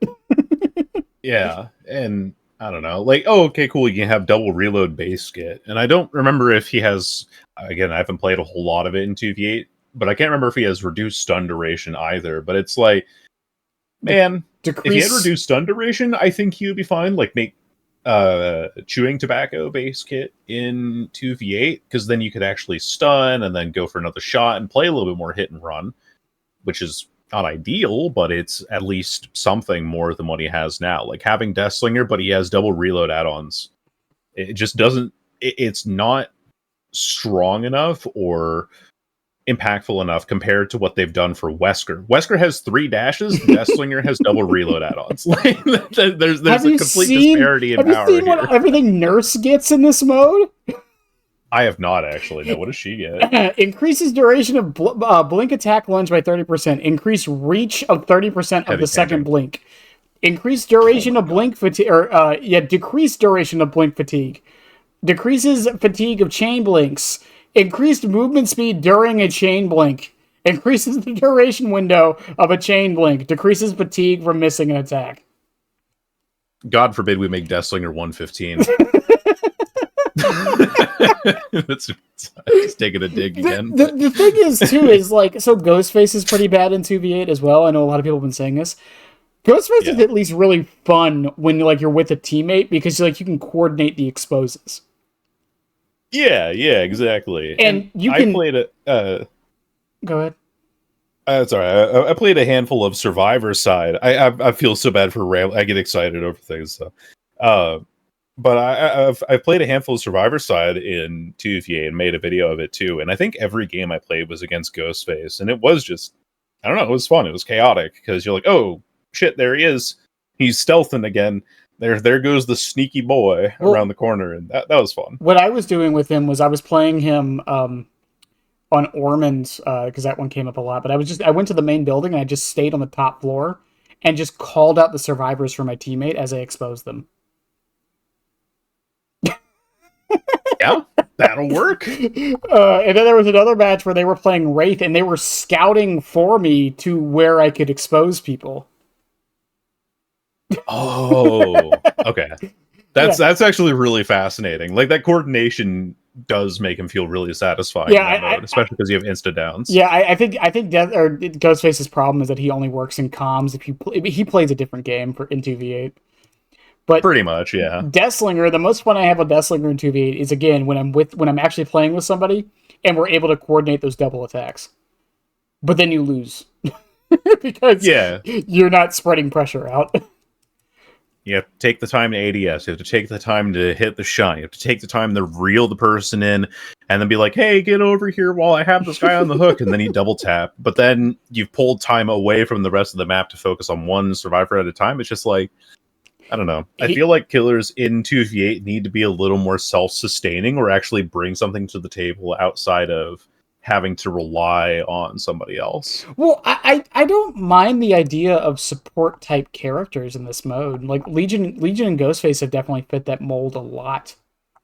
Because it's, and to a degree, Trapper. I would argue Trapper is also kind of like a support character. I like that idea. Oh yeah, that's true. Because I like the idea of like characters that are like really not really good, but like only really work when you're actually calming. I don't know. Again, maybe this is my Rainbow Six background, but the satisfaction of like setting something up for your teammate by telling them what's going on is really satisfying to me. And like being able to coordinate strats and all. Yeah, and like I don't think every killer should be that. Obviously, I'm fine with the self. That's why like the first iteration of 2v8, I really liked Hillbilly. I know a lot of people hated him, but do you remember the first iteration of 2v8 Hillbilly? No, very vaguely. You'll have to remind me though. His chainsaw didn't insta down. Oh right, yes, I do remember this now. Yeah, and when he would go by a survivor, I forget the range, but if he dashed past the survivor, they were exposed until his chainsaw dash ended. So what I would do, again, this was with Wraith because he was the best one for this. I would just find like a group of survivors, chainsaw past them, and then just do a loop around the map while my teammate would down them all. I mean, that works. Yeah. But I haven't had a feeling like that since Ghostface has been added to this mode. Yeah, where it feels like there's something that you can do with just silent general coordination because you both understand the ramifications of the power. Mm-hmm. And it's consistent, too. Yeah. Unlike Deathslinger, but it's plus it's unique. Because the thing with like a lot of the killers in 2v8, it's like Wesker is essentially just Wesker with an extra dash in 2v8. Yeah. Like he doesn't really bring anything special to like the game mode himself. He can throw survivors into his teammate, I guess. That's cool. That is true, yeah. Here, catch this. That's one of the funniest interactions is between him and Deathslinger, where you can reel someone in as Deathslinger and then Wesker can bound them off of Deathslinger. Or the hostage taking they can do. Have you seen those videos? No, I have not actually. If someone's at the gate, Deathslinger can pull them in, and while they're in the animation, Wesker can throw them, and then Deathslinger can reel them back in, and then Wesker can just throw them again, and you can just keep repeating this forever. That's so goofy. I don't know why I haven't thought of that. It's so dumb, and I love it. If I ever play 2v8, I would definitely hope I get a Wesker teammate just for that interaction alone. That would be a lot of fun. But you know, talking about 2v8 a little bit, going into state of the game. So I've been saying for a little while that I feel the game has been in a state of limbo where the developers don't know where it's going, the community doesn't know where it's going, and I think we're finally getting over that hump. Because I think the quality of life changes we're getting, at Springtrap coming, a lot of the other licenses coming. I think we're finally getting a general idea of where the game is trying to go and what it wants to be. Do you have a similar feeling to that, or do you think it's going in a bad direction? I actually really do like where Dead by Daylight is. Mm. Biases of being like, I wish Deathslinger was a little bit better. Hang on. Aside, um, Hang on 1 second. Bugs yeah. excluded. Okay, that should be obvious. Ooh, That should be bugs the obvious excluded. statement. Yeah, But bugs excluded. yeah. I would say, well, if there's anything that would change about the state of the game, it would be the bugs. But let's say that the more game-breaking bugs were out of the game. Mhm. Do I think that Dead by Daylight is a good game? Is it in a good state? And I'd say it's in a pretty decent state overall. I think that Dead by Daylight will always suffer from how the team that wins is the one that brings the stronger strategies and the stronger players. Mm-hmm. So if you have a coordinated Swift team that knows exact timings and has callouts and you has the right builds for everything, then of course they're going to win. But then if the killer is extremely precise with their killer and they know when to take chases and their macro knowledge is immaculate, you can run over any group of solo queue survivors. And I don't think that's ever going to change with any like stat changes or anything along those lines. So looking at Dead by Daylight more as a general gaming experience, do I think that the state of the game is okay? I would say so, yeah. I think that there's a lot to learn from it, and I think that there's a lot of fun to be had and a lot of variety that can be brought about. It's unfortunate that the best strategy wins all the time, because I think that there's a lot more diversity that can be found in builds. It sucks to be like, I'm going to play a funny Hex build today, and then you run 3 Dead Hards and Resilience and Lithe, and you're like, oh, okay, well, I guess I'll just go fuck myself then. Hey, we're YouTubers. We play like 20 matches of the same build and only use the best. Yeah, just to make it work. Oh, dude, I was trying to record a video for this Hex build I was going to upload this week. But the first game that I loaded into, I was placed on like a 200 ping server with everyone else. Like everyone was 200 plus ping. And I was like, well, okay, I can't hit anybody with Deathslinger. That's a wash. And then I played another game after that, and it was on Nostromo. And while it wasn't terribly bad, it was just the 1-2 combo of getting 200 ping to a Nostromo map where, sure, I can have a Hex build going, but if they don't interact with the hexes, it doesn't do anything, and the map is gigantic. I can't really play the game. Oh, and also, what's this? It's a coordinated 4-stack. Like, I couldn't do anything in the game, and it was just a miserable commentary to go through. It's like, yeah, it's a sad reality on the YouTube side of things that because I hope people understand that. Well, because I forgot who told me this, but let's say I make a thumbnail and like a title that's like Unbound insanely OP on insert killer here, right? Yeah, that's for the algorithm. Oh, definitely. That's for the algorithm. The video is for the audience. And I think people misinterpret why we do that, because a lot of people will call it clickbait, which it kind of is, but it's also not, because if I just name it what it actually is, no one's going to watch it, unfortunately.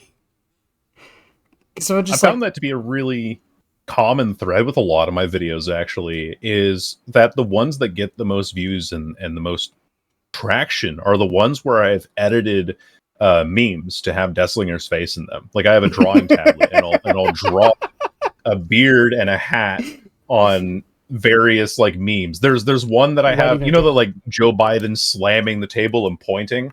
I edited that with Deathslinger's face and then put his add-ons on. I put like Prison Chain, Iridescent Coin on the table, and then like gave him laser eyes. Like things like that. That's going to get a click out of a thumbnail versus what I think my thumbnails lately have been really lazy, to the point where YouTube's algorithm hates me so much that it didn't even put my last video into sub boxes. Like, it's that bad.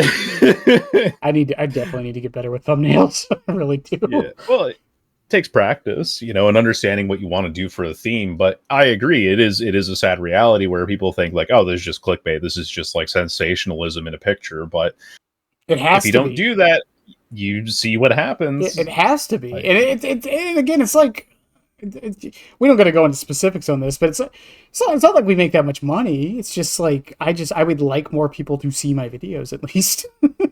Yeah, it would be nice to feel validated for the time that you've put in. It's like, oh, cool, I was getting this many views. Oh no, Oh. it's, that's a 10 out of 10. Oh no, like, I don't even that's so check. good. I don't even check that anymore. I'm just like, you know what? It is what it is. I go in and I upload a new video and I like go to my dashboard like, oh no. I took YouTube Studio off my phone because I would religiously look at it. I was just Yeah, like, nah, I'm that's good. I did the same thing. I used to look at it to look through comments and stuff, but I guess this is like my perspective on things. But whenever I bring up an opinion or a change or something that I want to have, people take it a little too seriously.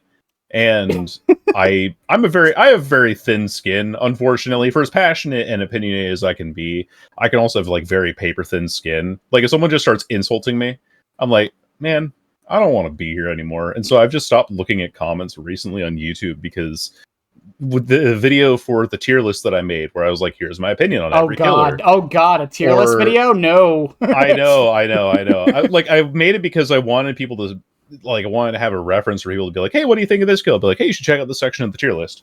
Or the one about 115 Deathslinger, or the one about like why I don't like playing Survivor as much. You know, things like that. Easily my most disliked videos, easily the nastiest comment sections I have ever been through, and I'm just not interested in feeding myself that kind of toxicity in hopes that things get better in some ways. Like you might have a great job at a retail store, but it takes like 3 bad customers at a retail job for you to be like, this job fucking sucks. I hate it here. I manage an auto parts store. Trust me, I know.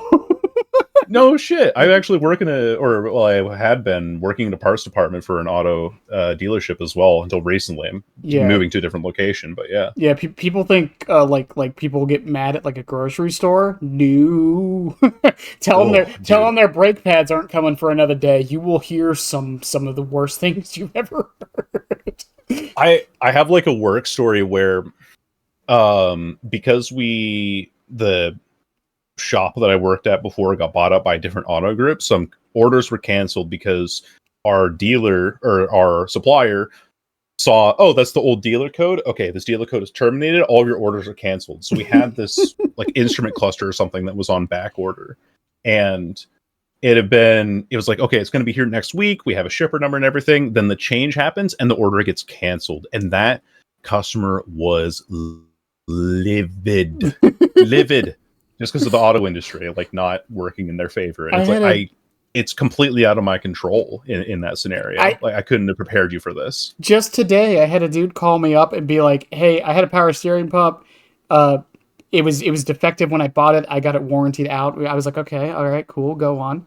I got the other one. It's been 3 months and it's already leaking. In my mind, I'm like, okay, well, this dude clearly messed something up with it, but okay, I'll play nice. I'll give him his warranty. And he was like, do you guys have one? I was like, well, no, it's Saturday afternoon. I can't get one till Monday. Oh, yeah. Oh, yeah, my God. This guy went off on me. He was like, this is completely unacceptable. I'm gonna say it in a nicer way. He said, this is completely unacceptable. You guys clearly don't know how to do your job. He wanted me to drive 5 hours to go pick it up myself. There's entitled. Yeah, entitlement. And then he was like, well, I'm no longer shopping with you guys. You just lost a customer. Okay. Like, okay, cool. I didn't want to talk with pricks like you anyway. Like, who cares? I don't know, it's moments like that where it's sitting with YouTube comments. It's moments like that where it's like, man, do I suck at this? Yeah. Damn, do I really? My most disliked video of all time, and the one I got probably the most hate for, was my Unbreakable Should Be Base Kit video. Oh my God. Ooh, that's a spicy opinion. Oh my God. Granted, I was like half asleep when I made that video, and it wasn't an excuse, and I leave it on the channel just as like a reminder to not do that again, but it was bad. Oh wow.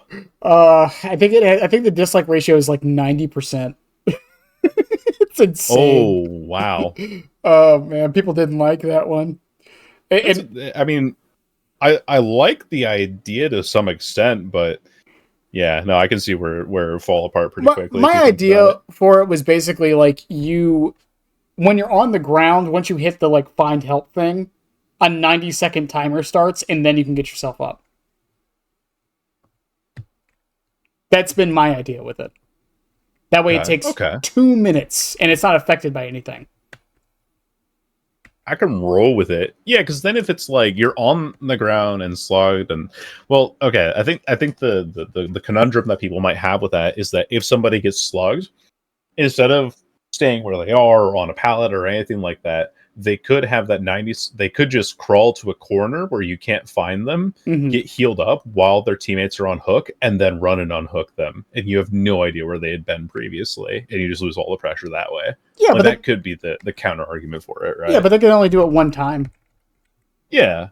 Well, I mean, as you could with Unbreakable. What happens if you bring regular Unbreakable on top of that, though? Well, that wouldn't affect You know, it that's because it's a different meter from oh, recovery because there's speed. a timer. Yeah, Now we have to wonder if behavior would code that correctly, but well, that's another thought for another day. it's again, it's just one of those things where it's like, was it a bad one? And did people have arguments? Yeah, for sure. But like, I don't think it was worth death threats. You know? Oh yeah, no, definitely not.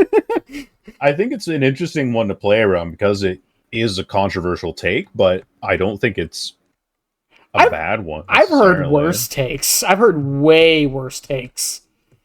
Oh yeah, But again, it's just it's something along those lines where I just after that video I kind of slowed down the discussion topics because of it. It made me not want to ever yeah. give my opinions that much. You want to know what stopped the Prestige 3 videos? Was a comment. It was what was the comment? There was this comment who was like, nobody wants to watch a fucking video where you do 10 games of a killer and then call it a day. I'm like, okay, all right, my bad. I'll just do something else then. What do they want you to do? Only play like 2 games then? Like what the fuck?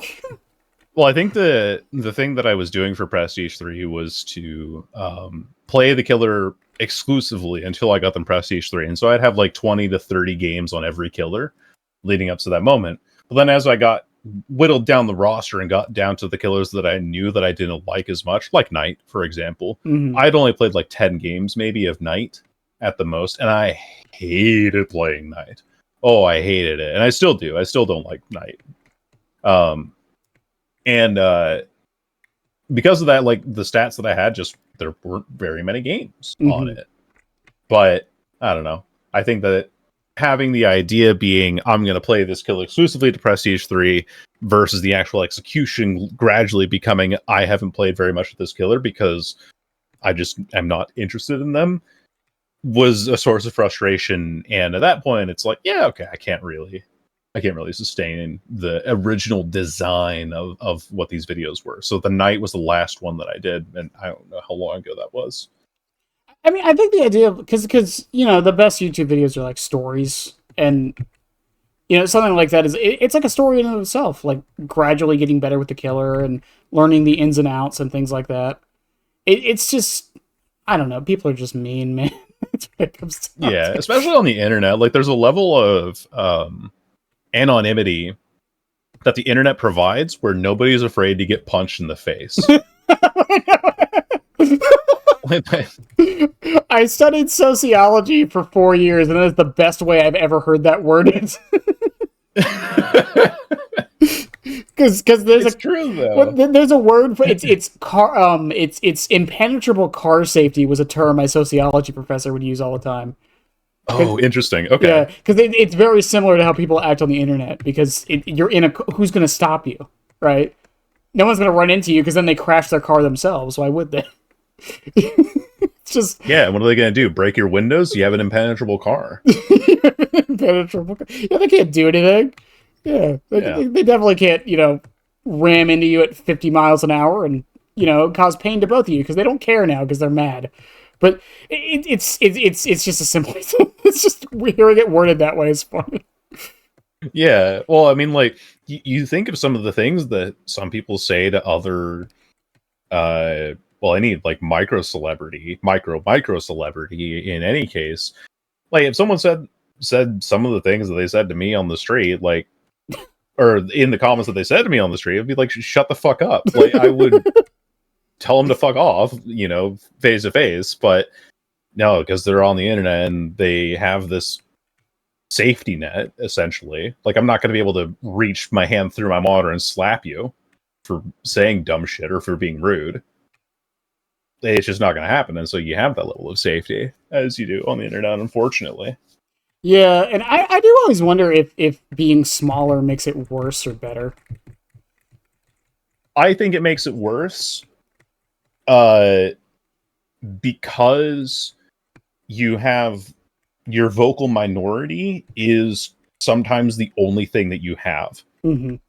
When you're a larger content creator, like let's just take the biggest one out there, Otstarva, as like an example. He, I'm sure he gets tons of hate comments, but his chat and community and the wider community generally seem to love him to the point where he's built such a platform and built such a position where negative comments are, swept so far under the rug that you don't even see him anymore.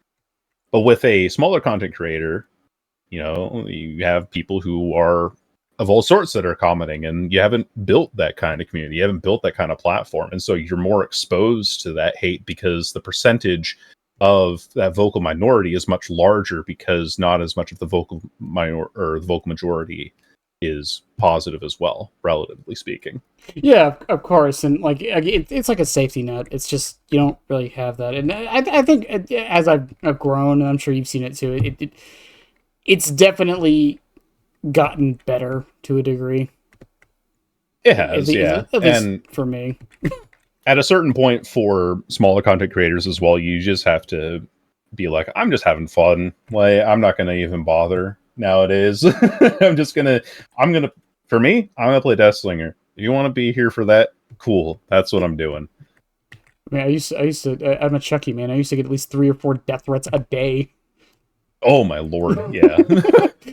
Jeez, dude. Yeah, people did not like Chucky. People still don't, but like it was way worse. It's like playing darts left-handed. Everyone just thinks you're weird because you're left-handed. Was that worth winning death threats over? I don't know.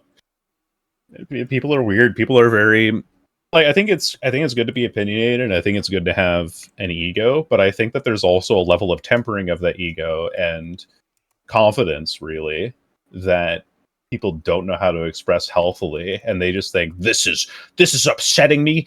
End your life. Like I'm saying that like I'm trying to not say things that would get us banned on Twitch, but like to give an example of what those comments can look like.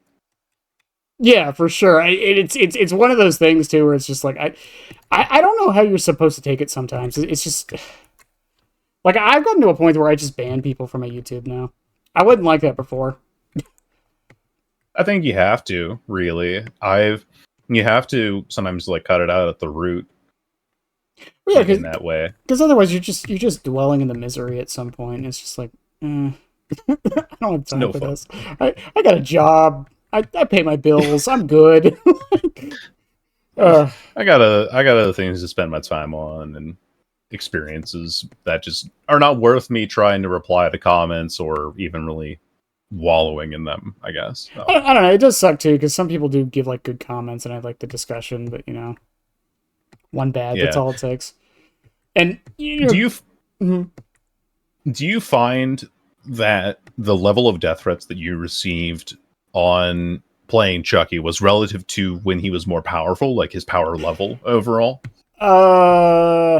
I don't want to say no, but at the same time, because the thing is, you can ask other Chucky players, Ghost Anonymous, Smithsonian. We've actually gotten a lot more respect over the past couple months. Oh yeah, because they're like, oh, he's been gutted. Well, mad respect for you playing him now. Yeah, well, no. Even like since his buffs, since then too, we've gotten a lot more respect since then. the death threats have kind of calmed down a little bit because he's definitely not nearly as like annoying to play against as he was. But I don't want to say it was necessarily tied to strength either, because it never really went down even after some of the nerf buffs he got. You know, it's because even with like Kaneki, I think Kaneki's a good example of this too, because Kaneki's not nearly as strong as he was on release, but people still, I hear Kaneki players say they still get like a lot of hate for playing him.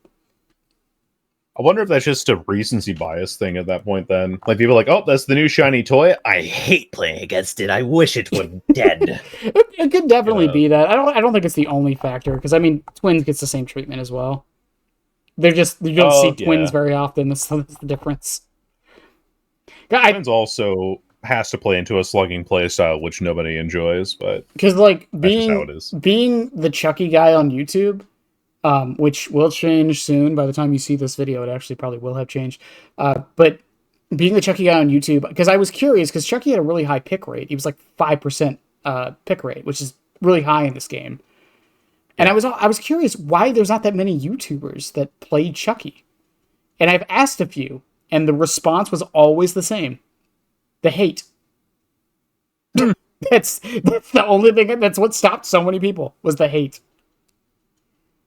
It was just that bad for a while. Again, it's died down, but yeah, it's definitely the case. And yeah, and I mean that comes back a little bit to the state of the game too, with like how some of the more recent killers have definitely been very frustrating for the community for a lot of reasons. Whether it be just because they're outright like really strong like Kaneki, or just like kind of power creeping other killers.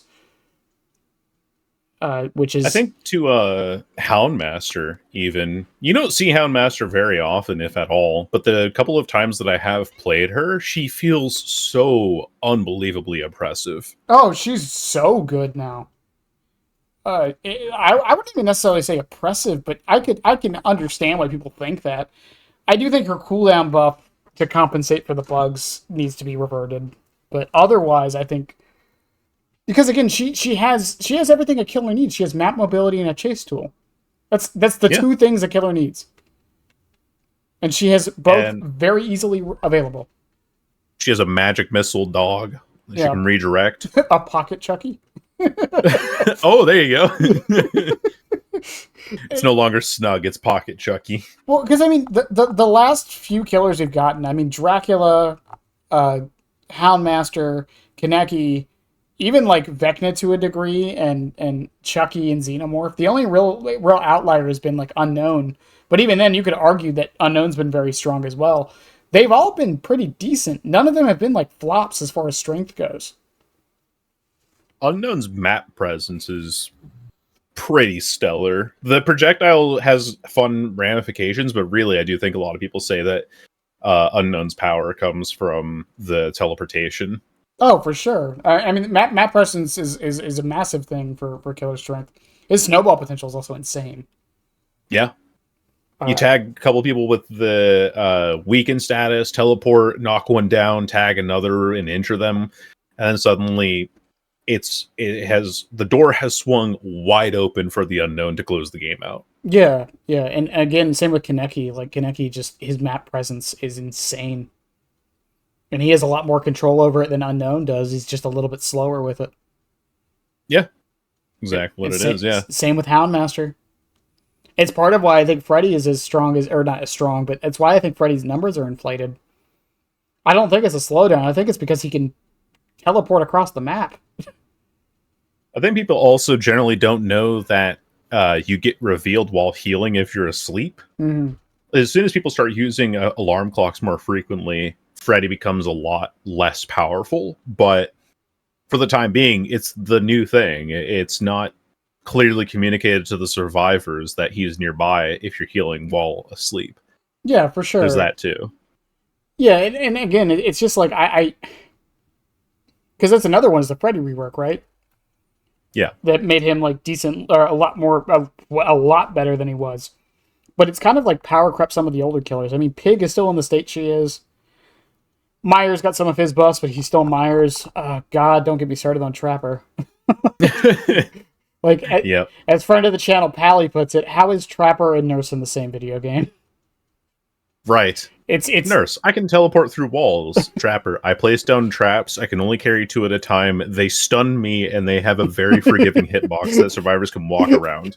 the eyes stun me. They stun me. That always gets Yeah. me. They stun. I'm the master of traps. They are my worst enemy. And you know, there's also the argument I mentioned it earlier of like mobility creep is kind of becoming a problem in this game as well.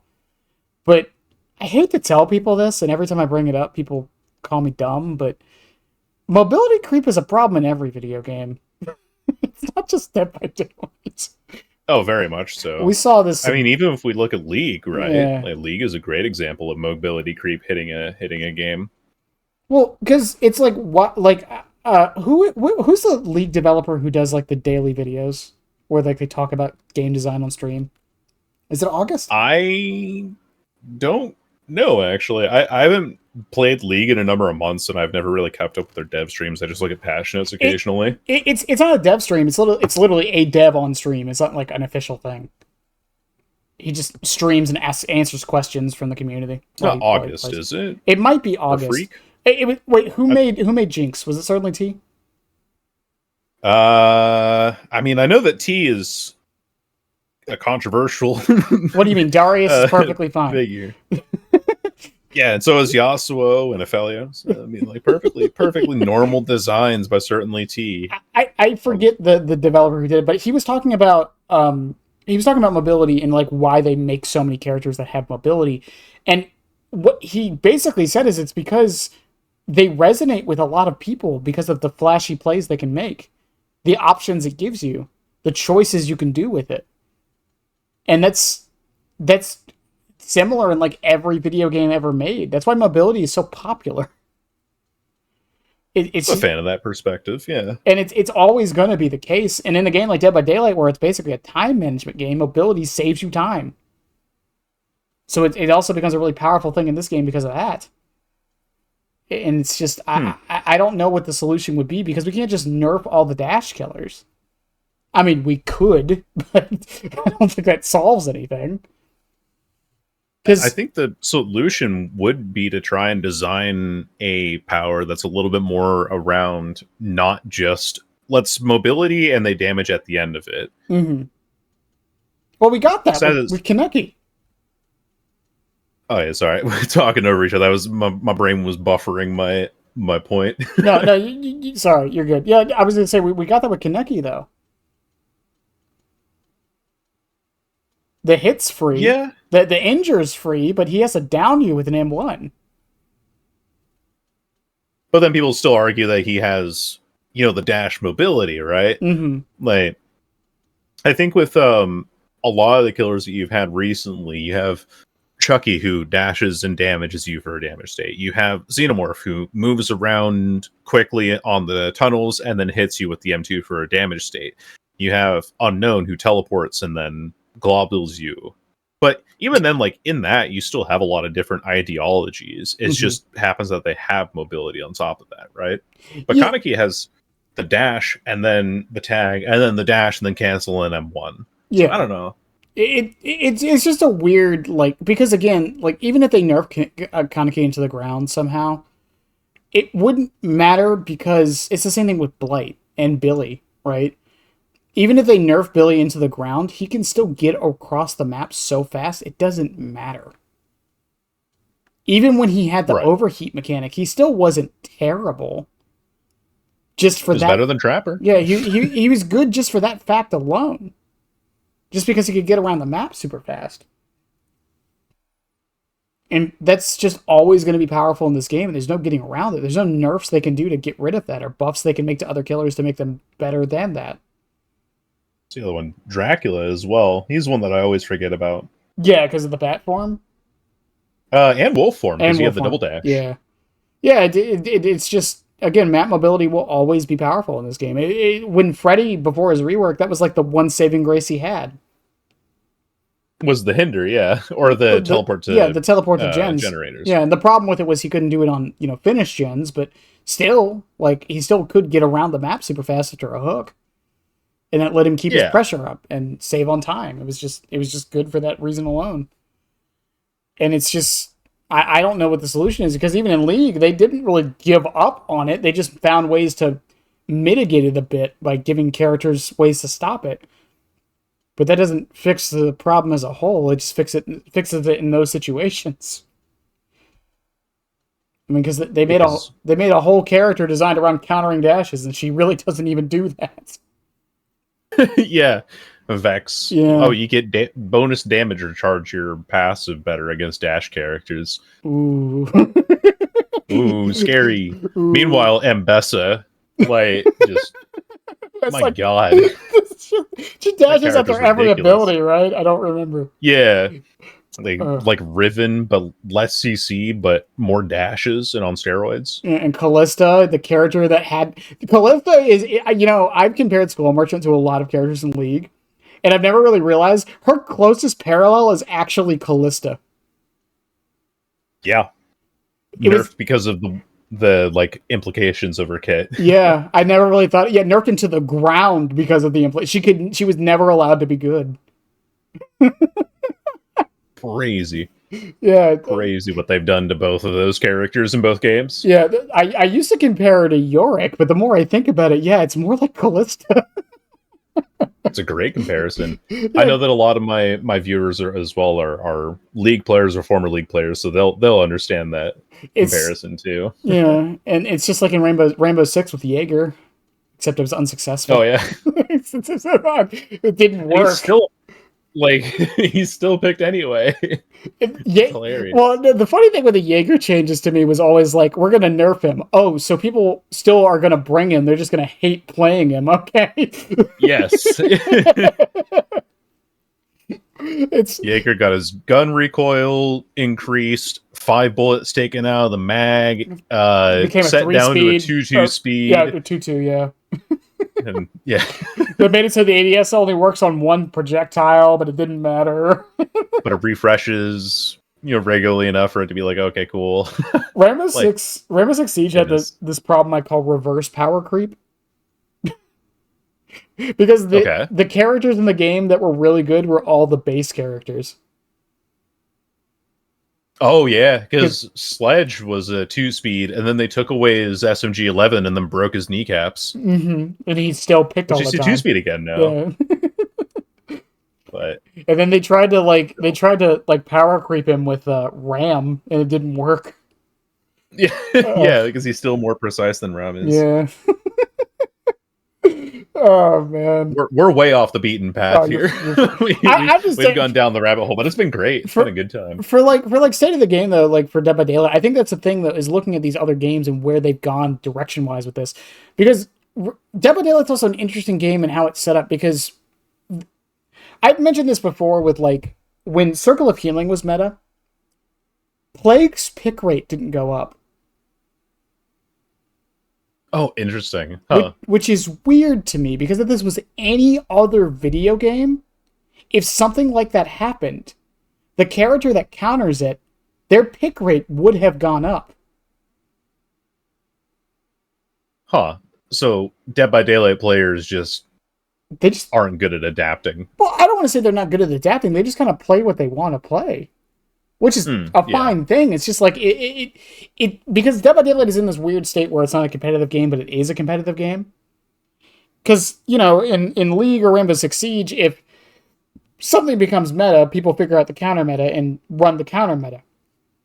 And then that's the meta for the next 6 months until something gets changed. But shields are powerful, you're going to see more trap operators. That's simple as. Yeah, but in Dead by Daylight, whenever something like made for this becomes meta, no one plays Clown more. They just stick to the same killers they were and just complain about MFT the whole time. Justifiably so. I'm not saying they shouldn't, but it's just odd that like the killer pick rates don't fluctuate based on the state of the game. Poor Deathslinger as well during the whole MFT thing with Kaneki's release. Oh my god. You're like, oh, great. Now everyone's moving faster during Deep Wound and it's harder to hit them. I feel so bad for Deathslinger because he keeps getting hurt so much from other stuff that's not even him. He always feels like, well, this is a bit of like personal personal like victimization or whatever, but he does always feel like he gets collateral damage from things that are nerfed on the high level, because he's just like, okay, please let me run save the best for last. Actually, save the best for last is like really good on a lot of killers, so we're gonna nerf it and then make it even worse for Deathslinger specifically. It's like, man, because of Demogorgon. all right. Whatever. We're gonna nerf Made for this, so it only works for Deep Wound. Oh, that's cool. Here's this new character who gets moderately annoyed by Deep Wound, or Made for this, so everyone's running it now. Oh, also we're gonna nerf the min time. Okay. Also, Deathslinger's original design of being able to like go around the map with his chain hook, we gave that to Kaneki. Oh, it's my favorite tidbit about it. It's just. You could easily make like a YouTube short out of that, I think. That'd be pretty good content. I need to be better about shorts. Speaking of, they're tough to do. Going back to Deathslinger a little bit, we did mention his strength earlier and how I feel he's a very hard killer for people to like pin down. Not in the same way Dredge is. Dear God, don't get me started on that. But not in the same way Dredge is, but like I feel Deathslinger is a killer that is polarizing for people to often put in a tier list because of the fact that his 1v1 is so good, but his 1v4 sucks. And I mean, do you have any thoughts on that? Yeah, I think he is pretty hard for people to quantify, because when he locks down a 1v1 and a survivor doesn't play around him properly, or the Deathslinger player knows how to bend the fabric of space and time to catch somebody on the back of a wall that they didn't even know had 3 pixels of a hole to shoot through, then yeah, like he can feel pretty powerful because he gets hits in locations where he's usually not supposed to. I have hit survivors on the back of rocks that I can't even see because he can just do that, because hitboxes are funny. And so I think that in those scenarios where you're considering the best of the best Deathslinger players who know how to predict shots perfectly and know every shape and nook and cranny of every map, then yeah, he can seem really powerful because of how oppressive he feels and how much he denies. But I think that in a kind of general sense, or in a sense of when you're comparing him to the speed at which he can actually operate around things, I don't think he's as high in B tier or even as close to A tier as a lot of people think, just because he has very simple counterplay that he can't do anything about. Well, yeah, for sure. I mean, again, he suffers from the problem a lot of 110 killers do of, oh, random rock? Okay, you're my friend now. Yeah, or I hear the Deathslinger's terror rate is, let me sprint in the opposite direction immediately. Oh, and now you're perpetually out of range for the next half a minute. Like, pre-running, as annoying of a strategy as it is the most effective strategy against Deathslinger. Because if he's not in range, he can't catch you. And if he is in range and he's at long range, he can be pretty easy to dodge if he's not trying to predict your movement. And pre-dropping works against him at range, and all sorts of different stuff makes it so that there are a lot of things in the base game that he can't really deal with if the survivor has enough premonition to actually execute on those counter strategies. Do you mentioned it a little bit earlier, but where would you place him in a tier list? I really do think he's bottom B tier. Bottom again, because you think of a lot of the other killers that typically inhabit the B tier. You have like Vecna, Pinhead, usually, maybe even Huntress, as some people are being a little bit doomer on that. And a lot of the killers that you usually see sitting in the B tier list have the advantage of being able to ignore pallets or have greater range or mobility. So Vecna, for example, has Fly, which is kind of a limited range ability, or movement ability, but he still has movement ability, and he still has the skeletons in the mage hand with which to interact with pallets. You look at Nemesis. Nemesis can clear pallets once he's tiered up. You look at Huntress, who can hit people over pallets and invalidate them, or hit people at range if she's predicting shots well enough. And if she misses, she still has 6 more hatchets to go that she can pretty much instantly reload. Well, 3 seconds to get 7 shots out of her locker if your locker placements aren't bad. And I just don't think that Deathslinger has that level of consistency. And because he's so damned punishing to miss with, and he doesn't have an ability to work around windows or pallets quite as well, and doesn't have that form of denial, so to speak, or presence, I don't think he's really that high up in B tier and could be grasped by the pit of C tier if something pulls him in by the ankle. Mm-hmm. And I can, who okay, and also you did mention Huntress there, because I did want to bring this question up. Who's stronger, Deathslinger or Huntress, in your opinion? I think Huntress, and it's just because she's more consistent. Okay. If you have hatchets with Huntress, if you're at close range, you M2 and then M1 and someone's down immediately. For Deathslinger, you have to M1, wipe your gun. M2, M1, knock them down. And you're just a lot slower than Huntress is. The only time that I feel that Deathslinger is stronger than Huntress is at Shack, or at like tight loops where you can shoot through the window and catch somebody on an off angle, or catch them in unexpected locations, or shoot through different parts of geometry across the map. Mm-hmm. But when you're going band for band, trying to figure out who is the more consistent killer for general all skill levels, I think that Huntress takes it, just because of her ability to wrap up the game a lot quicker than Deathslinger can. No, I can definitely see it. I feel Huntress gets punished way less if she does miss.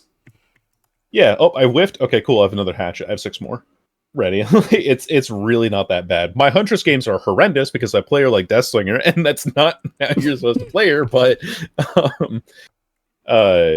like, I think my skill level on Deathslinger would put her at higher tiers than my skill levels on Huntress. But I think that a Huntress on an equivalent skill level with my Deathslinger would sweep the competition much better than I would with Deathslinger.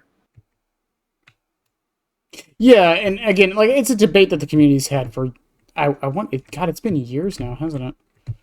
Oh, probably, yeah. For like the last 5 years, I'm sure, ever since Deathslinger came out. Yeah, and it got, new range killer. It got brought up recently, and some of the people were just extremely, extremely confused on how anyone could think, one way or the other, right?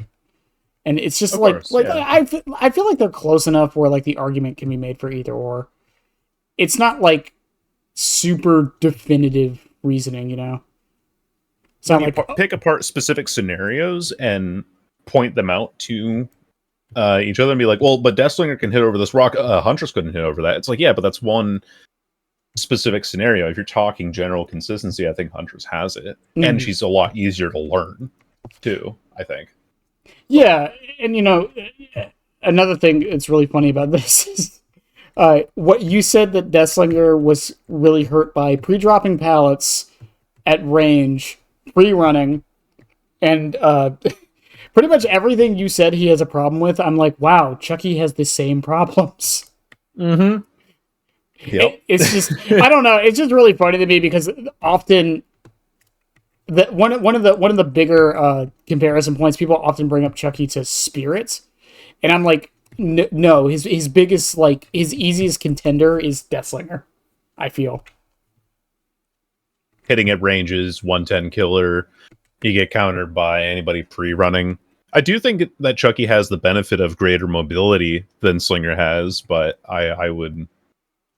And he doesn't have to reload, he just has to wait for the power to come back, but I can definitely see the similarities there.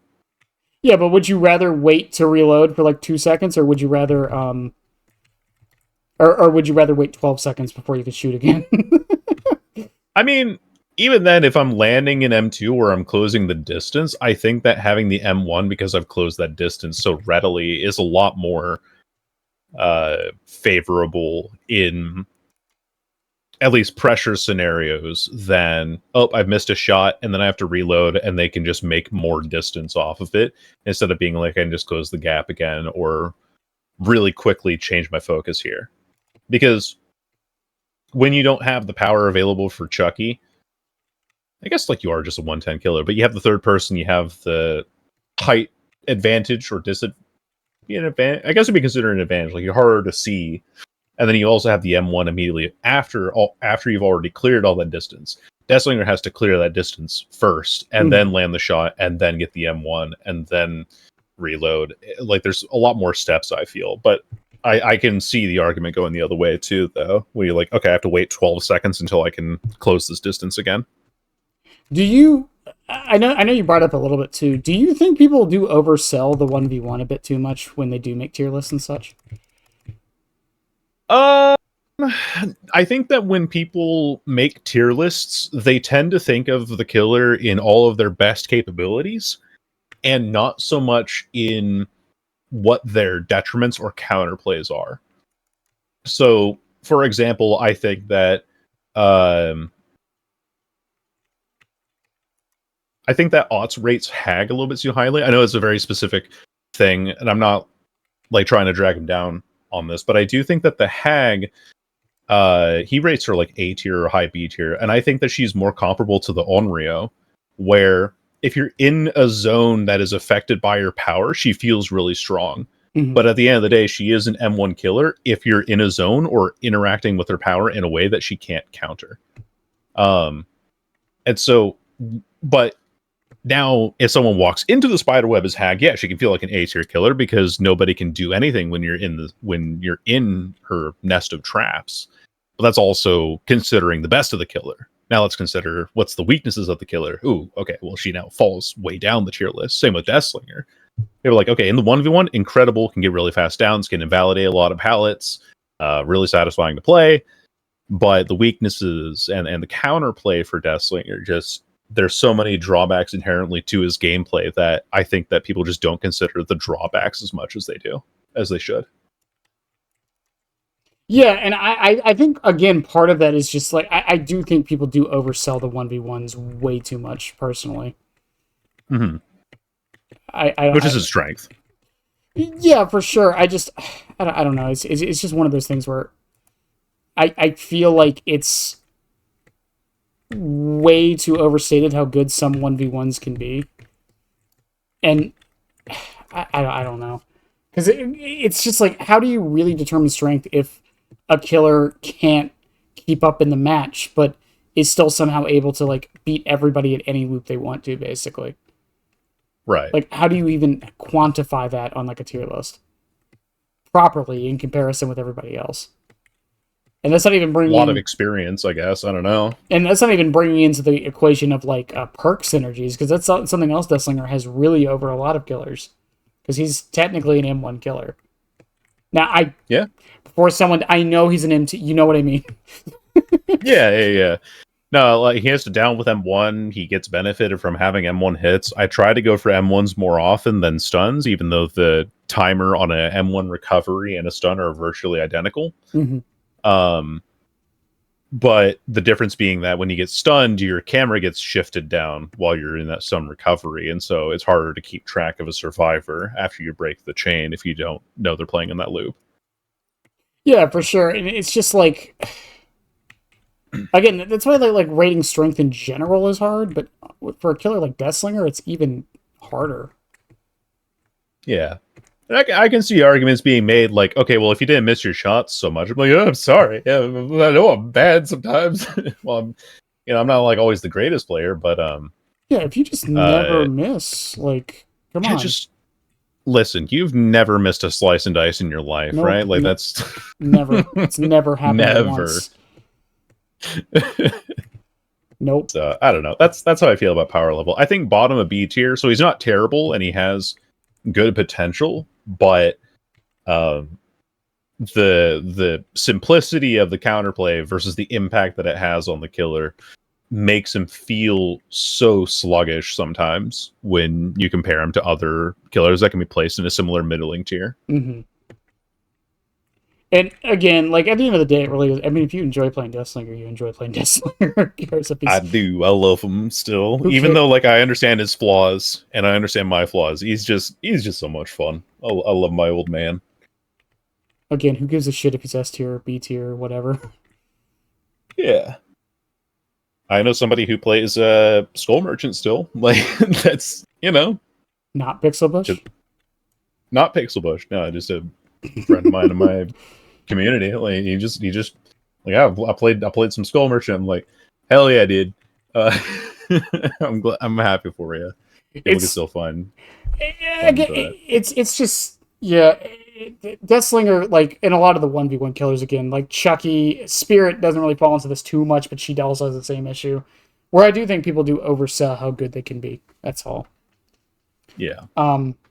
Moving on a bit, do you have any tips for newer Deathslinger players? So the two tips. The first one is learning how to aim, and it's not just like go to Kovacs or Aim Labs or whatever, but whenever you aim in with Deathslinger, your FOV changes and your like horizontal movement speed while you're moving your camera around gets slowed down to 40% of its original value. And because of that, learning how to aim with Deathslinger feels really weird because it's not the sensitivity that you're used to playing with every other killer, especially those that are more M1 based. And Okay. so if you can actually learn how to aim with Deathslinger, and my advice is loading up in a custom game with bots, go to Eyrie of Crows with Warden's Keys and Tin Oil Can, and you hold down M2 and hold your aim on one of the spikes on one of those little like graveyard fences. And if you can fire a shot and consistently bounce it off the spike on there, that's the right sensitivity for you, for Deathslinger. And that will improve your gameplay immediately, because then once you're comfortable with that aim, you'll be able to make short flicks that you need to and actually aim at survivors or lead the shot properly as well. And the second tip is to be patient. I fall into this problem quite a lot still. Sometimes you're not going to ever be able to hit a shot, even though it looks really clear. If you're patient and you watch what the survivor is doing, the angle that they're going to take, or if they're looking behind themselves and trying to preemptively dodge, you don't always have to take the shot. Sometimes you can M2 fake, sometimes you can see which way they're going to dodge and pre-aim going that way. Sometimes you're within range and you can actually take the shot at the small of their back. If you're not patient and you panic and you whiff your shot, it feels so punishing for Deathslinger. And he really is a killer that is rewarded for being patient with using his shots when the timing is right. And learning that timing takes experience, but patience is the first key to gaining that experience. Yeah, I can definitely see it. It's. I'm glad you brought up aim labs. By the way, do you use aim labs to get better at Deathslinger? Not a Deathslinger. I've used Kovacs because I wanted to get better at Deadlock, but that's a different thing. I used to use aim labs all the time, just to play aim labs. I wasn't even trying to get better at my aim. It's just mindless fun. Yeah, I click ball. It is ball. fun. It definitely is fun. My tracking was. I mean, I've even used it to try and get better at Rainbow Six, but I think my Rainbow Six aim is already locked into whatever level it is right now. You just do what I do in Rainbow Six. Never shoot your gun. Just call on comms. That's all you do. Never shoot your gun. Play Capcan every round. You'll get kills eventually. No, I would play Echo as my main character in Siege. Oh yeah, little sonar blast or sonic blast. Yeah, I would set them up as like actual cameras though. Oh yeah. I get you. Echo's a lot of fun. I should play it more. I miss Rainbow Six Siege. Now thoughts for? Do you have any tips for going against Slinger? Which I know can be. We've kind of mentioned them a few times here, but do you have anything else to add other than just don't stay together? I think like Deathslinger.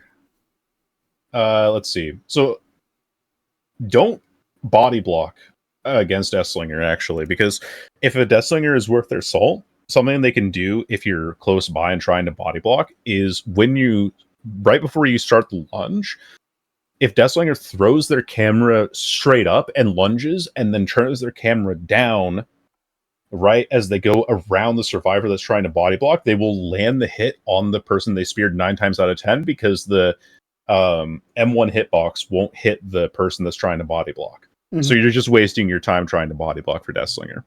against people who know what they're doing. Fair enough. But other tips that I have is that if you are healthy, do not struggle against the chain, because if you struggle against the chain, it breaks the chain faster, and it makes it so that he doesn't have to suffer the M1 or the stun cooldown, which, if you are not struggling against the chain, like, you're speared, right? You're already guaranteed to be taking a damage state anyway, so you have to try and make him take the most time physically possible to actually get the damage state off. Mm-hmm. If that makes sense. No, I get what you're saying, yeah. Forcing him to M1 or forcing him to break the chain to suffer the stun while you're healthy is ideal. Pre-dropping's really good at him at range. Don't do it when you're close up, because if he's close by, he can usually pull around pallets or get the damage state anyway. Pre-running, pre-vaulting pallets, everything that just makes it so that you put as much distance between yourself and Deathslinger as possible is ideal. But if he's close by, you need to break line of sight as often as possible. Ducking behind corners in unconventional ways, not going for predictable window vaults, that sort of thing. Just trying to make it so that he sees as little of you in especially tight loops as possible, which is also why indoor maps are really good against him. Mm-hmm. But those would be my general tips. But I think the one that people don't know as much about is not struggling against the chain when you're healthy. And I think that's one that should be utilized more, because sometimes I'll be like, oh, you're struggling against the chain. I have Cigar. I'm going to down you very quickly for this now. It's one of those things that, now that you're telling me it, it's like, that sounds so obvious, but I've never really thought about it, Yeah, well, because you're given the prompt and Monkey Brain go, ooh, me press M1, me struggle against chain. I'm sorry, that's a little bit mean, but that is the visual response. You think that you need to struggle against chain, you really don't if you're healthy, because you're already going to get damaged anyway. So you might as well make it so that he wastes as much time to do that as possible. Right. Because the chain, if it's not being pulled through something and you're not struggling against him, takes 40 seconds to break. 40? So he has to M1. It takes 40 seconds to break. I thought it was 100 charges. I thought it was like 20. And they deplete at 2.5. No, 40. Oh my god. It has 100 charges and it depletes at 2.5 charges per second. So it takes 40 seconds for the chain to break without struggling against it or being pulled through an obstacle. That's ridiculous. If you struggle against it, it goes down to like 6.7. That's ridiculous. Oh my god. I never realized it was that long. Yeah. Then again, in a situation like that, you're probably getting hit at some point in those 40 seconds, but still. Yeah, but now instead of him either breaking the chain and taking a 2 seconds stun if he has Cigar, or breaking the chain after 6 seconds and then getting the 2.7 second, now he has to still reel you, and he still has to hit you and suffer the basic attack cooldown and everything. It's always more worth it to not struggle against the chain when you're healthy. Okay. That again, that's just one of those ones where it's like, that makes complete sense now that I've heard it out loud. Yeah. Now you know. Yeah. And he's popular, so, well, decently so. I've seen him in a couple of my Survivor games. Mm-hmm. So now you know. Are you a big lore head?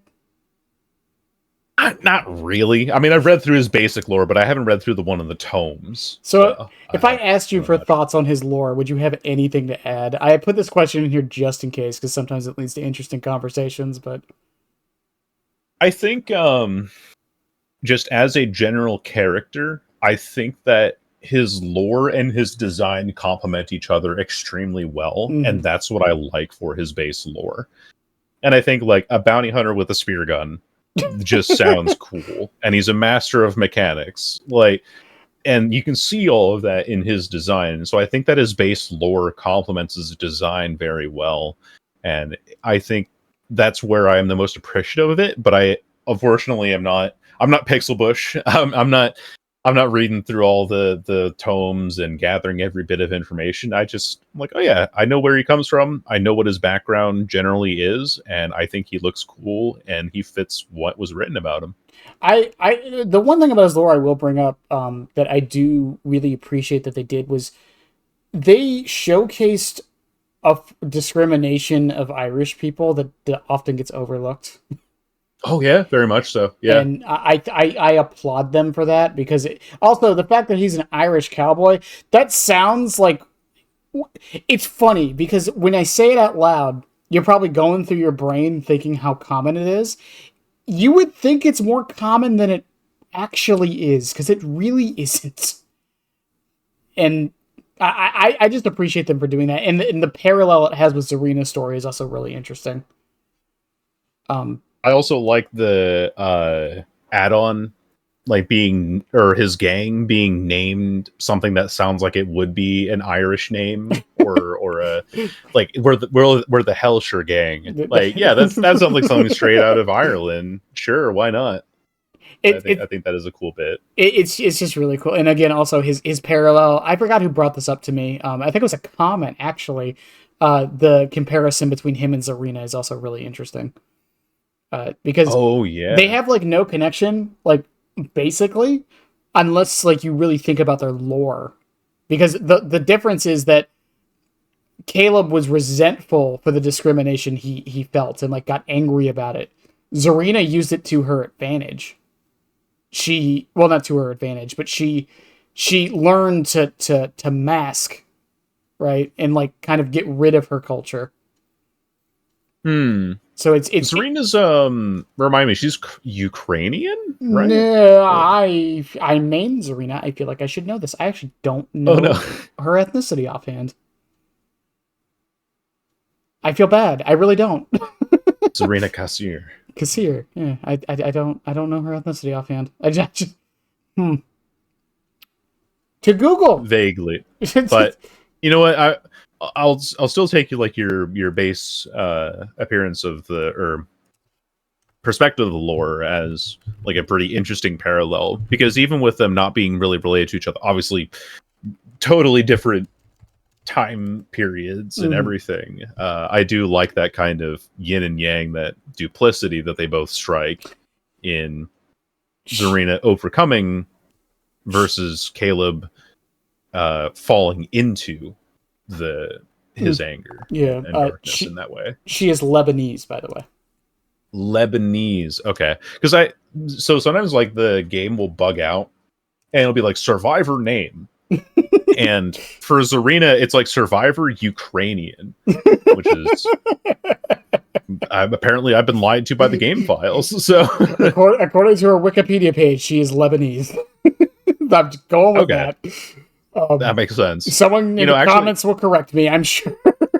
I think there's another bug as well, though, with like that survivor name thing, where Yui comes up as Survivor Sweden. What?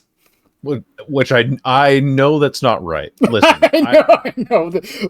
My geography ain't like it was when I was in high school, but I don't think that's correct. I might have good knowledge of geography, but I'm pretty sure Japan and Sweden are pretty different locales. But anyway, moving on a bit. see, interesting conversation from it.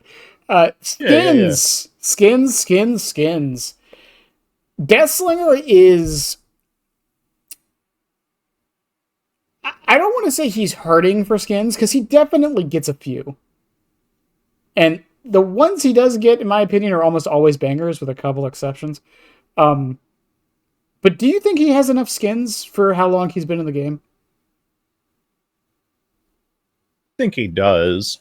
I think that the problem that he has is that I don't know like what I would make for different cosmetics, but I do think that a lot of his cosmetics kind of have a similar appearance to them, mostly off of them having just his bald head with long hair and he's in like trousers or something. You got to represent the bald. You got to represent the bald. Well, you got to represent the bald, yeah, but at the same time, like his base design is so cool, and then you have the railroad, and then the Irish St. Paddy's Day one, and then you have, and it's all kind of like it feels like reiterations, or that they completely remove the cloak and it's a more toned down version in some ways of his base appearance.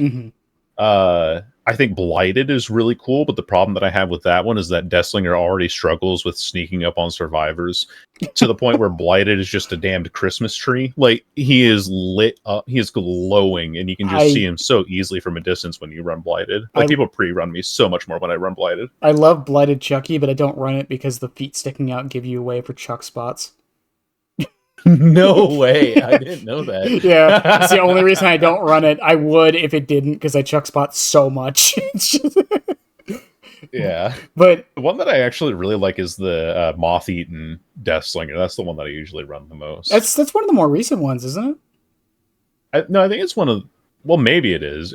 I think it's been around since before I started playing, so maybe the last 2 years. But I really like it. I think it's really cool looking. He also, in my opinion, has the best anniversary mask.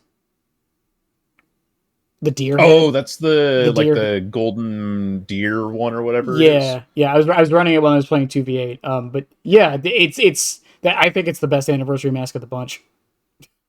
Like, It's so cool looking. I hands wish I had it, but hands down. Well, yeah, who knows? You might get it next year, this year. Who knows? I have a That's feeling. true. I have a feeling. I'm not going to be mad about it, but I have a feeling.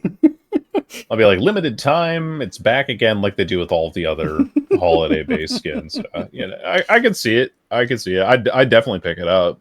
So I think it's pretty sick looking. I think the bigger problem he has, skins wise, is just they have to incorporate the gun somehow, and that really messes up the potential he can have. Yes. Because the gun skins, man. I mean, the Cosmic Brownie one, I love it, but it's like the most unique one I think we've ever gotten was that one. The problem that Deathslinger also has with his gun skins is that the only one that is accurate to the tip. My chat's gonna be like, oh my god, they're talking about this again. I can't believe it. But the only one that is accurate on Deathslinger is the base kit weapon. That's the only one that's accurate to the tip of the crosshair. So if you're trying to line up really precise shots, the only one that you can do it with any consistency, especially if you're learning new spots, is the base kit weapon. Yeah, anytime I talk to a Deathslinger player, they will tell you that your gun skin determines a lot. As much as I love the Cosmic Brownie, it's just the base weapon is just too good. Or the isn't the Iron Maiden one? Isn't it also like really really accurate? It's not. It's not. I thought it was the exception to the rule. I guess it's extremely chunky on your screen. Mm-hmm.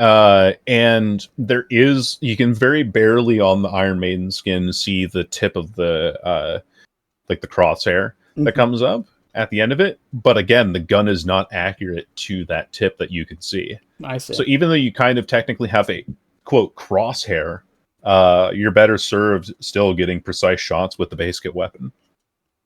Do you have a favorite skin for Deathslinger? I know you said you mentioned the Moss one, but would that be your favorite one?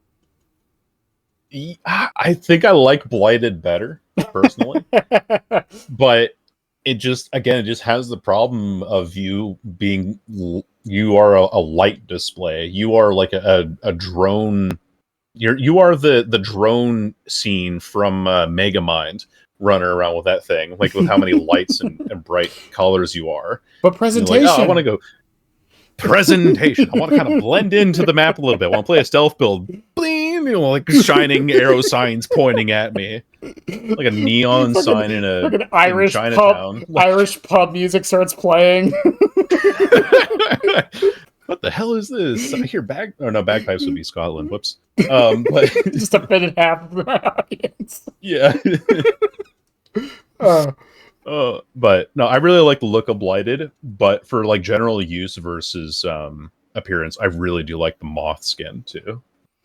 Do you have it's really pretty? Do you have a least hated or a least liked skin, most hated skin?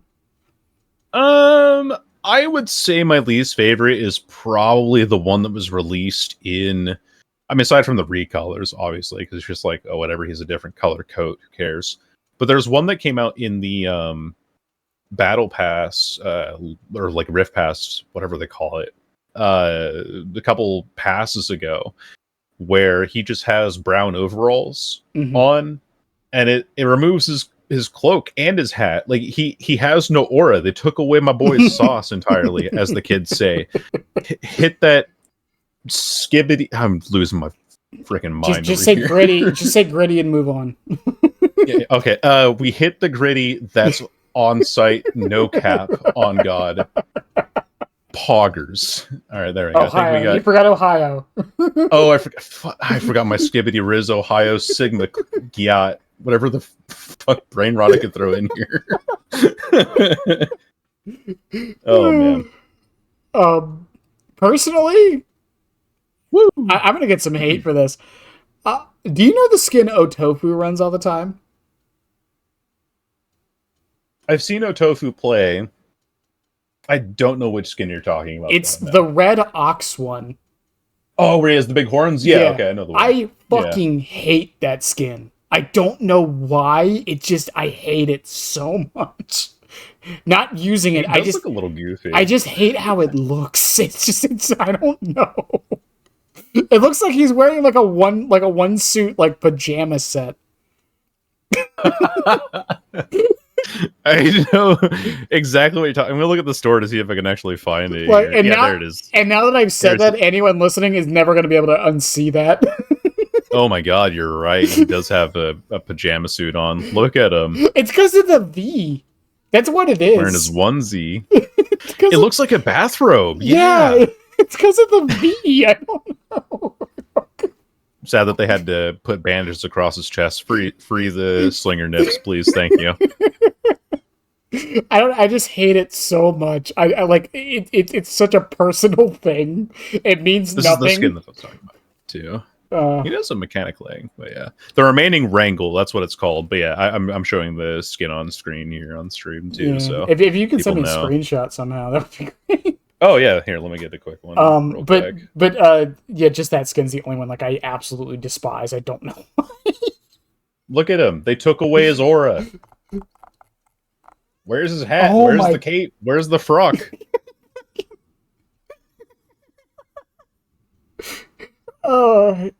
He's got nothing to put away.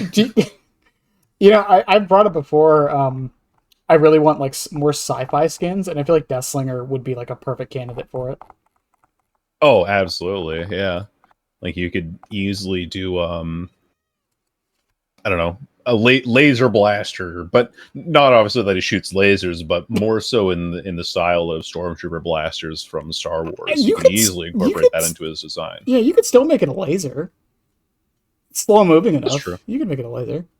Would it make like a pew pew sound whenever he fires? That would be great. I just meant like you give him so goofy. You could like have his leg get cut off and like replace it with like a mechanical one, and like his eye, like his sniper eye, is like a skull merchant eye.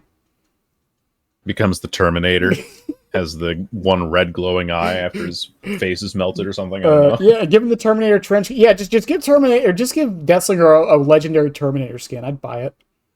There you go. That's the next crossover. Like how casting of Frank Stone is a legendary skin for Trapper. That's a controversy. I don't know. I still feel like there's a lot of like collabs I would love that were just cosmetic. I mean, we're getting that with The Witcher, so like that's true. So like I definitely feel like I feel like that's something we could and will see more often. As much as people hate the Fortnite-ification of Dead by Daylight. I don't know. I think it's been the way that live service games have been forced to go for their maximum profits, and I don't think that the Fortnite-ification of Dead by Daylight changes much about the base game of it. If it's distracting and overbearing for you, then it's probably not the game that you need to keep playing. It's fine if you don't, right? I don't even think Dead by Daylight's come close to that line anyway. I mean, Rainbow Six Siege added Pickle Rick. They did. Yep. They did. Like, guys, we're not that far gone, okay? I bought that skin day one, by the way, so I'm part of the problem. They added Pickle Rick, Morty as Fuse, and then Thermite as like the bug security guard from the first episode of Rick and Morty. Nobody plays Thermite because nobody in solo queue wants to play Hard Reach, but you know that's another thing. Thatcher, my boy, when he used to get banned every match. Oh yeah, I remember. Back in the days. Mm. Um, Not anymore, though. going off of Rainbow Six maps. You mentioned maps a little bit earlier, particularly Hawkins. But is Hawkins your most hated map? Yes. I hate Hawkins. Now, it's not that you can't get like cool denials on pallets and things like that, or that you can't be effective on Hawkins in any way. But the problem that I have with Hawkins is that you can't get any long range shots, and everything is just, let me walk through this doorway. Oh, hold on, this door is actually blocked today, so let me see if I can find the way out of this room before I go chasing the survivor again. And so it's all right angles and line of sight blockers and like random pallets here and there, and then there's a second floor for it for some reason as well that's like effectively useless. And so my hatred for Hawkins comes in the fact that it's a line of sight breaker, so you can't really take any long range shots. But then it also is confusing in like, oh, okay, this door is actually not open today, so I got to go find where the door is actually open on this doorway. And it becomes more frustrating and confusing to navigate than it becomes actually any fun to play. Even if I can be effective, it's just not fun. Moving on to a more positive map, though, is there a map you enjoy the most? It might be a controversial one, but I really do enjoy the Shattered Square on Deathslinger. I don't think that's controversial. I think Shattered Square is actually pretty okay now. Yeah, after it's not red. What do you mean? You're like, I'm walking out here into Doom, the Dark Ages back in the old days. Like, Yeah, don't fucking tempt me. yeah, well, yeah, tempt you with a good time on Doom. But Shattered Square, I find to be his most interesting map overall. Or not most interesting map, but one of my favorite maps with his, because every palette, and not every palette, but every like obstacle has something that you can very clearly shoot through. So there's like little market stands that have gaps in them, or you have that raised platform that you can actually shoot underneath if you're at the right angle, or Shack itself has like a gap on the side of it that you can shoot through. The kind of thatched outbuildings outside of Maine have a gap on top of them that you can shoot over and catch survivors behind. So there's like a lot of really interesting and very, very clear shots that you can land on Shattered Square that you don't get as consistently with a lot of other maps, I feel. And especially because people don't know how to play Shattered Square. It's like people will say, oh, Wrecker's Yard, obviously, for Deathslinger. And it's a great map for Slinger, probably his best one. But if you're being brought to Azerovs, everyone knows how to play Azerovs. And so it becomes a little bit less predictable, and hitting those fun shots becomes more of a necessity instead of being like, oh, hey, there's a gap in this structure. Huh, let's see if I can. Oh, yeah, I can. Here's a weird question with some of the map designs as of late, especially. Because when they made Dead Dog, they specifically said they made it for Slinger. That's why it has so many random holes. That's why the shack is like slightly elevated. That's why they added the breakable walls where they did. And I feel like the only map since then that's kind of had Slinger in mind, that I don't even know if it was on purpose, but it was Shattered Square. Do you think they need to start going through the maps and maybe take Slinger into account for them? Or do you think that would be a little bit too preferential of a treatment? I think it'd be a little bit too preferential, mostly because trying to balance a map around one specific killer is showing way more favoritism for one out of nearly 40 in the game. Mm-hmm. That being said, I would greatly appreciate if they stopped fucking with the hitboxes. Like, there's so many hitboxes that I used to be able to shoot through that I can't anymore. You can't shoot underneath the snowpacker machine in Ormond anymore. You can't shoot over the AC boxes in RPD anymore. You can't shoot through the there's like a junk god loop on the back of Larry's that you can't shoot through. Randomly on family residence, one of the holes in the paper on the shack walls you can shoot through, but then the one on the other wall, which is pretty much exactly the same in shape and size, you can't. You can shoot underneath the blinds in RPD, but you can't shoot under like some of the bushes in Garden of Joy. And so it's like I want there to be consistency in that more than because of the way that it's communicated on other maps, more than having them design specific maps with Deathslinger in mind. Mm-hmm. No, that's definitely understandable. I do kind of feel for behavior a bit, because taking into account like all 40 killers or whatever we're at, on top Like of like 39 now. on top of like every single map, and like making sure they're all at least decent on every single one somehow, it's just not possible. It's just really not. And you know, Yeah. I think Ghostface is a good example of this. Like, Ghostface is really good on Larry's. He's like the only killer who's like really good on Larry's. It's like, well, maybe Pig? I don't know. I mean, Chucky sucks on Larry's, and he can scamper the windows.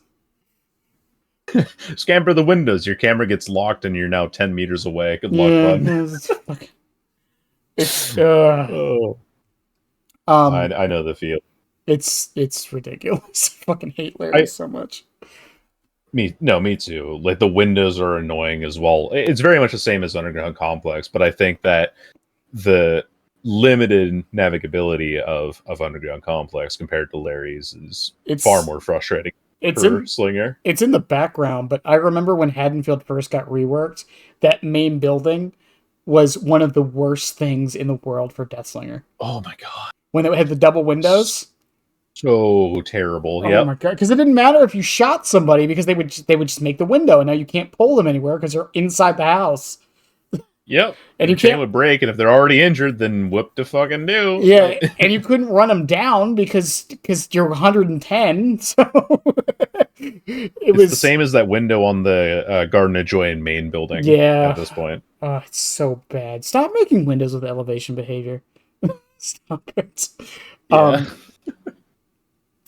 Moving on a bit, do you have any stats? I do, actually. I've been gathering every game that I have played since Prestige 20, I think. Mm-hmm. And I'm at Prestige 65 now on Deathslinger. So I have recorded, and a lot of that was accelerated by the Blood Moon event, but I've recorded actually exactly 200 matches.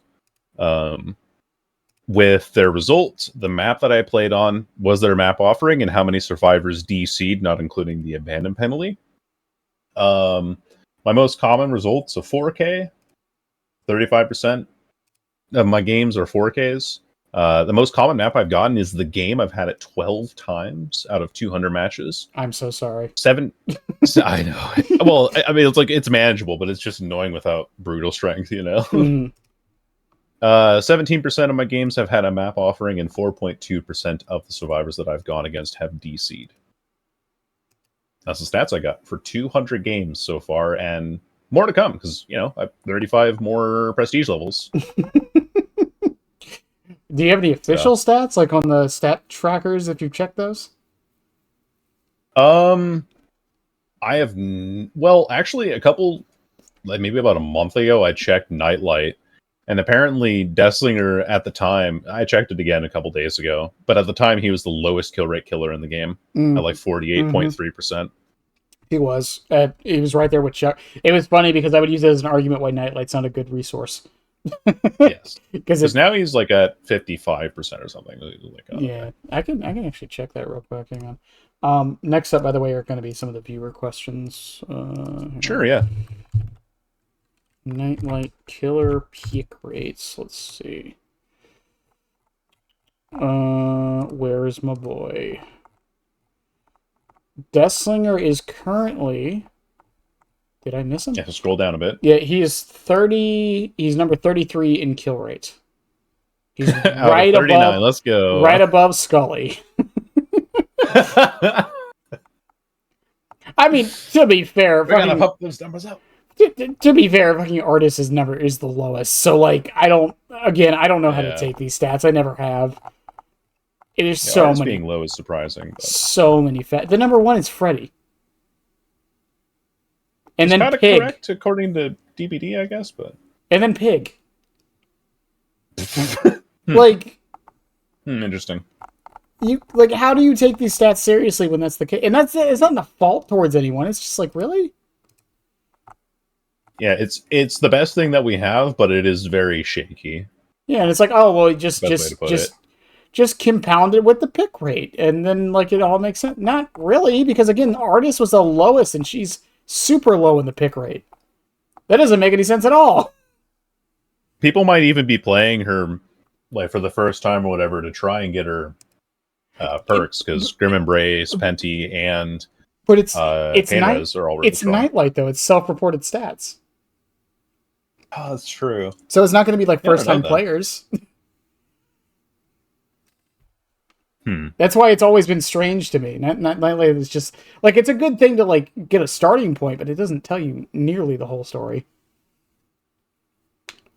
But yes, to the viewer questions. Leftist Mushroom asks, what a fucking name. That's an awesome name. I am locked in for this question based off of that username. I mean this as a sincere question. How did you get into Deathslinger? He seems so unapproachable, and a lot of his niches seem to be just done better by Huntress. So what makes someone stick with him? So for Deathslinger, the reason why I've stuck with him over Huntress is that he is actually a lot stronger around pallets, I find, than Huntress. And so while Huntress can get run to a pallet or a window, and you have to play in a more or less precise manner in some way, Deathslinger can be like, oh, okay, they're behind this, or they're over top of this obstacle, and if they crouch and I aim low enough, I'll still be able to catch them anyway. It's more of the guaranteed hits that you get over the back of pallets, and also the precision hits that you can get through, again, like the slats on Swamp's shack window, or if you're in like any sort of obstacle that you can pretty much see through, so with some notable exceptions, you can basically shoot through. And that's something that you don't really get with Huntress, because I think that Huntress has a limitation in her ability to, like, she's forced to kind of run people down at a certain point, and Deathslinger always feels like he has an option to work with around pallets, comparatively. And so that's why I like him, because he's rewarded for precision and can turn a lot of chases in his favor in ways that people don't expect. Okay. That makes actually a lot of perfect sense the more I think about it. Yeah. Noob King 3000 asks, what is the smallest gap Deathslinger can shoot through that you know of? That I know of is probably, let's see. There is a gap. Oh, how do I explain this one? When you are on Nostromo Wreckage, you're on facing the front of main building, go to like strafe all the way to the right, and you have that ramp that kind of goes up, and then you have that small pallet to your right in the hallway. Mm-hmm. Underneath the floor, there is a gap there that you can shoot through and catch people running down the hallway from the front of Nostromo. I've never hit it, but I've seen clips of it. And it is insane. The other smallest one that I have hit has been through... Have you ever played on... I'm sure you've played on Fractured Cowshed, Mm-hmm. right? And you know how Fractured Cowshed on one side has that kind of boarded up structure, like it's loosely boarded structure, and you have little slats in between the boards there. I've shot people through those slats in the boards on Fractured Cowshed. Oh, So yeah, I never really thought about that. Yeah, huh. Yep. That's the smallest one that I've ever hit someone. I've also hit someone, again, under the lines in RPD. I bring that one up all the time because it's very funny.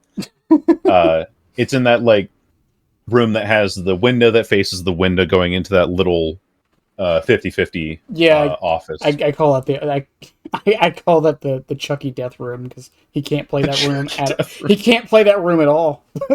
Oh no. Yeah, if you ever have a Chucky in RPG, just go to that room. They literally cannot catch you if you play it right. God, that's so frustrating. I've had three other Chucky mains try to find ways. We can't. We've tried so hard. You Unless just have they to hope mess that the up. survivor panics. Yeah, if they Yeah. unless they mess up super bad, you're not getting them. And there's one change they could do to that room that will make it possible. There's a filing cabinet next to the doorway. If they got rid of that, he'd be fine. Oh, yeah. It kind of blocks your movement a little bit, huh? Yeah, you get stuck on it every time. It's annoying. Yeah, And no. it means you can't 50-50 the window because you can't go left and right. God, that's so frustrating. What a terrible ramifications for such a small room. From some dude, I guess. If fucking love YouTube usernames. From some dude, I guess. If you could come up with your own Deathslinger add-on, what would it be?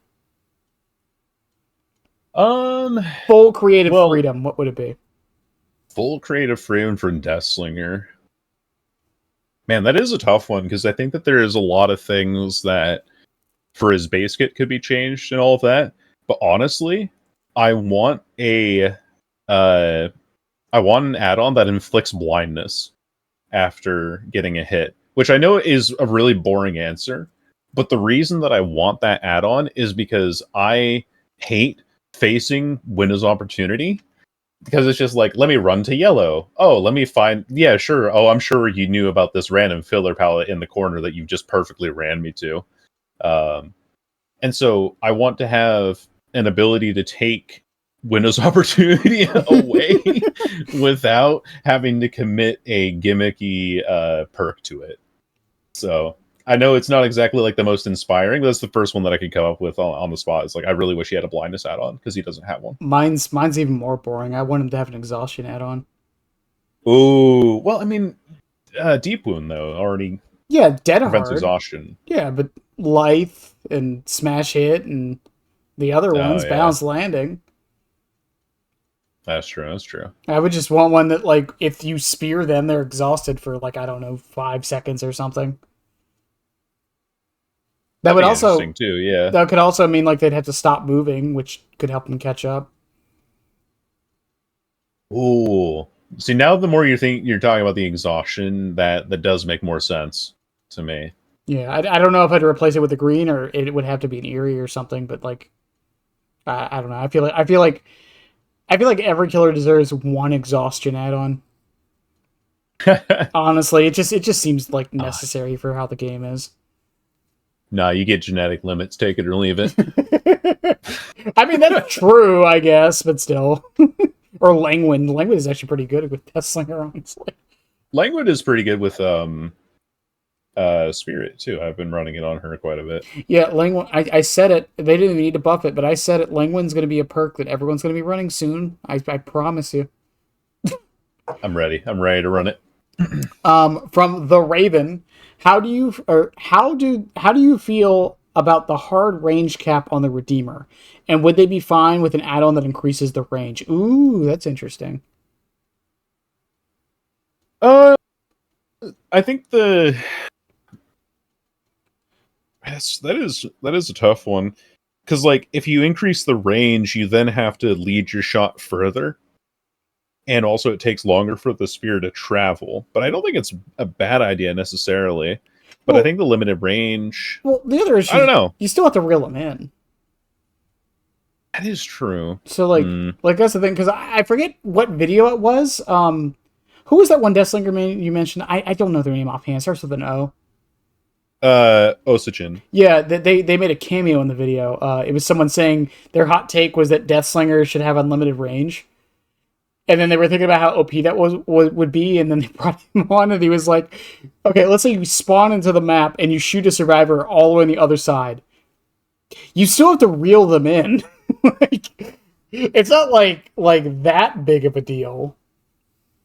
Yeah. I So, think maybe the limited range kind of makes sense for the actual design of his power. Like he has a crank that he pulls a chain back. That chain's not going to have 120 meters of range, and he's not going to be doing like global shots mhm. with it. And you just have to reel somebody in. I guess getting hit from a long range unexpectedly would be kind of annoying. But then you also have to hit the long range shot, and you have to wait for the animation to finish and pull back. I don't know. I think it would feel more clunky in practice because what if you miss that shot against It somebody would take longer.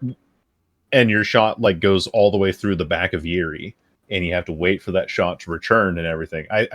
I'm worried that adding more range would actually make him feel more clunky in some ways. You know, Like the limited range gives him a scope to work with. this made me think of two possible add-ons that I would actually love to see. One that increases the projectile speed, because Huntress has one of those. True, yeah. I would love to see that. And another one I just thought about. This might be an insane ask. Change the Hellshire Iron to it ricochets. Oh, that'd be interesting. Could you imagine like a bank shot add-on for Deathslinger? You're just hitting like trickster knives with the ricochet add-on, but Like it would bounces be up the chain. it would be like honestly it would be cool and sick, but like it would be so useless.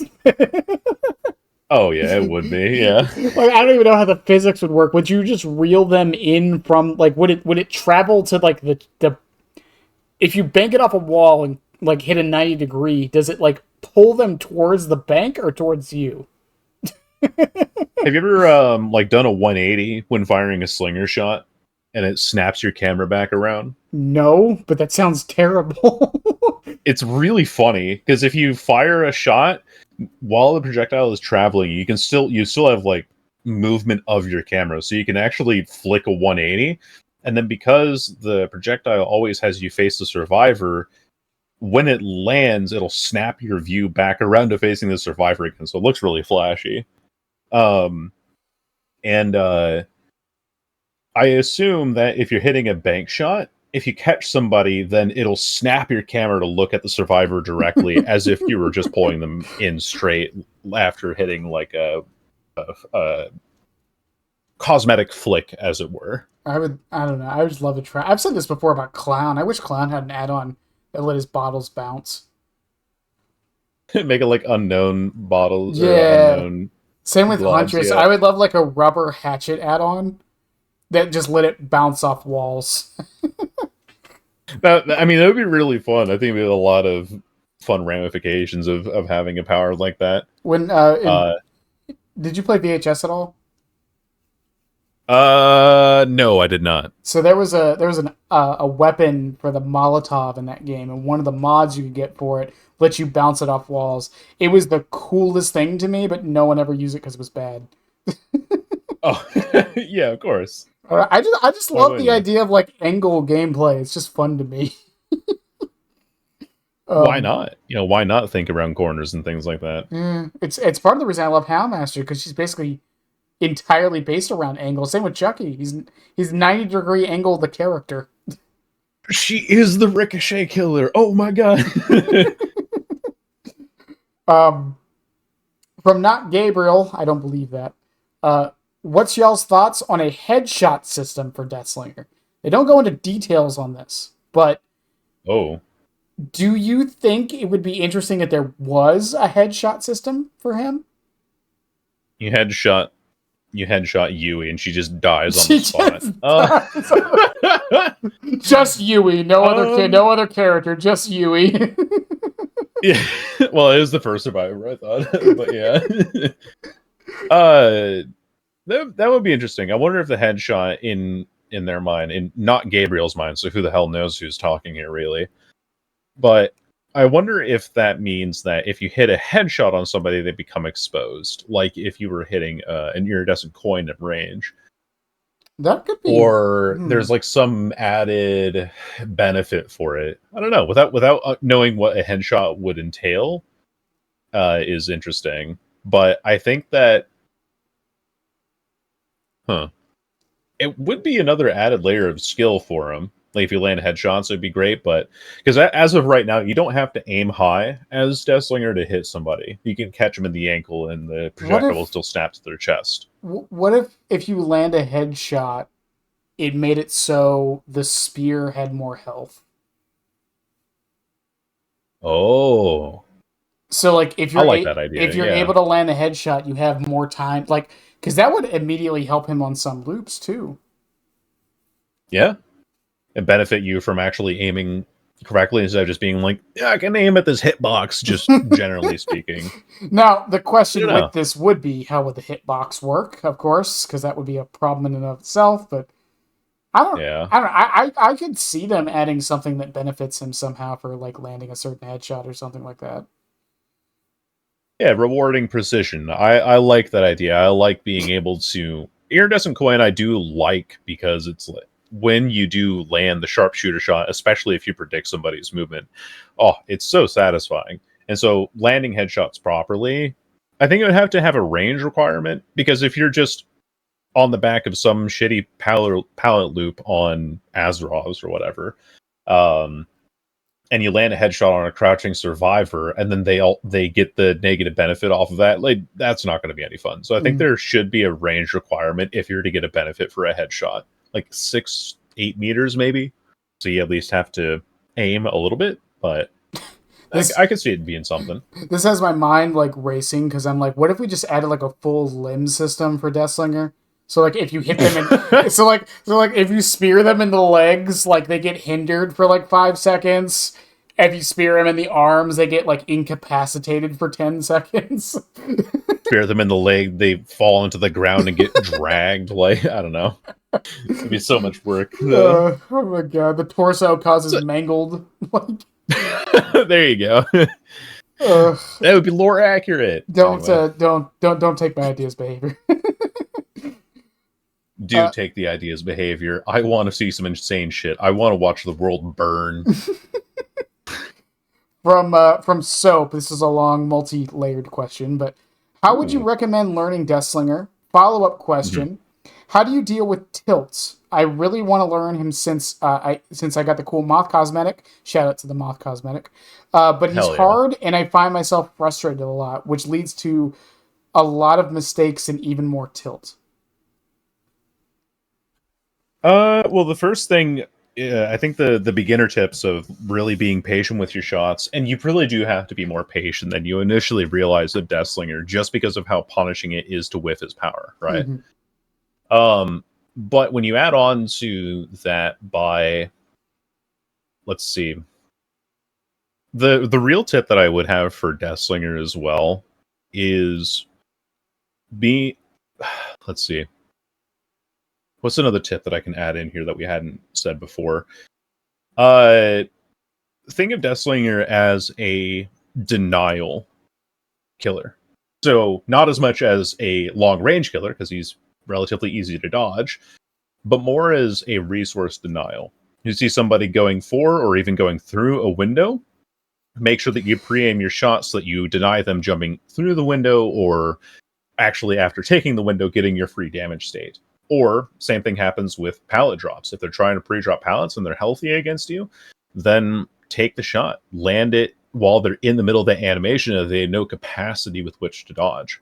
Now, I'm sure that past that you're wondering, how do I hit long range shots? And I'm getting frustrated with not being able to hit those. M2 faking, I find, is actually really effective, especially against people who are trying to dodge you often, because they're often looking back at you. And so they'll see you raise the gun, and then they'll dodge to the left or dodge to the right. Most survivors, when they play this game, will dodge in the exact same way every single time. They'll always go to the left or always prefer to their right. So once you see them dodge the first time, there's a way to lead your shot in such a way that you catch them at that distance. Now, that does come with a little bit of experience, but the basic rule of thumb is that when you aim down sights, you have your center crosshair, and you have two prongs on either side. I'm talking about the basic weapon. If they are running perpendicularly across your screen, and you line up the outside prong with their head and fire at range, you will catch them by leading that projectile properly. So now, if you see someone running straight away from you, and they're looking back at you, and you know that they dodged to the right in a perpendicular manner, don't aim directly at them, but aim as if they were already running perpendicular to you in that direction. So that way you're actually getting these prediction shots off. Now, if they're strafing left and right, left and right, left and right like crazy, like they're trying to zigzag in you, aim center mass of their zigzag. Because they usually, when they zigzag, they don't vary the distance that they zigzag. They'll zigzag the same distance, and you'll eventually if you just shoot through the center, you'll hit them. So it's like the kind of general aiming tips at range that I can give you. And don't be afraid to M2 fake to close the distance so that your shot is faster and harder to dodge. And then to avoid tilt, like the thing that I get tilted too. I panic. It happens all the time. Stream sees it all the time. But the main thing that I would have to say for tilt is being like, okay, I know why I missed that shot. I'm gonna try to not make that mistake again. Or like, oh, I barely missed that shot. I know what change I have to make on the next one. And really just being patient with them is the best thing to do, because if you're panicking and taking shots and then wondering why they're not hitting because these people are always predicting your shots correctly, there needs to be an adjustment made. And then once you understand that adjustment that can be made, I find that the tilt melts away, because it's like, okay, I know what I've done wrong. Or like, shit, I missed 5 shots. Like, it's fine. Like, I know that I played this poorly, and we'll just take it to the next match. Yeah, as far as tilt goes, my only recommendations is just music and focus. That's really all you can do.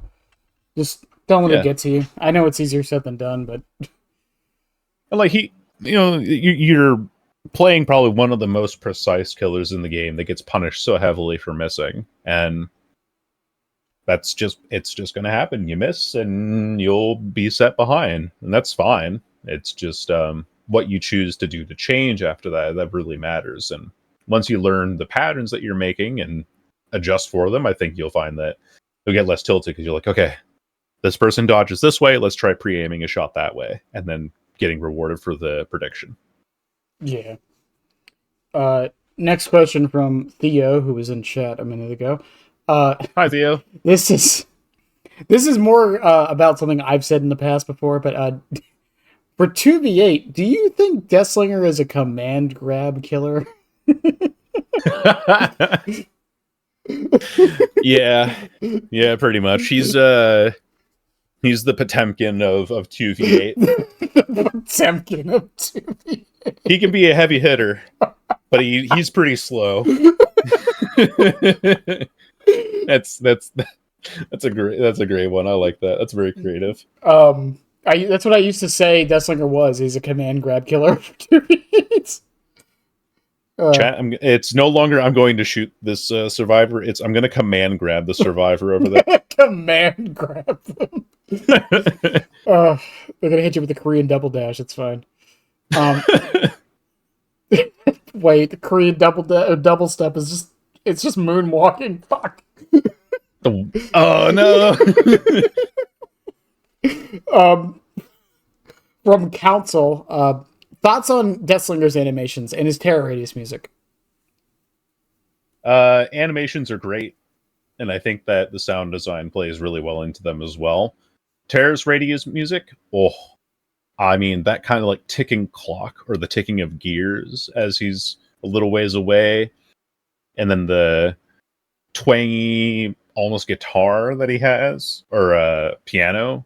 I don't know. It's kind of like an electric guitar that's been distorted and toned down.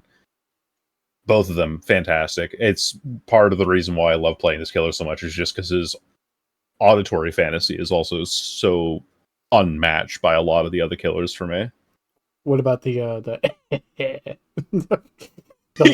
he laughs a little bit too much for my liking, but you know what? It's goofy. He's having a good time, and I'm fine with it too. He's just happy to be here. Like that's what I hear all day, every day.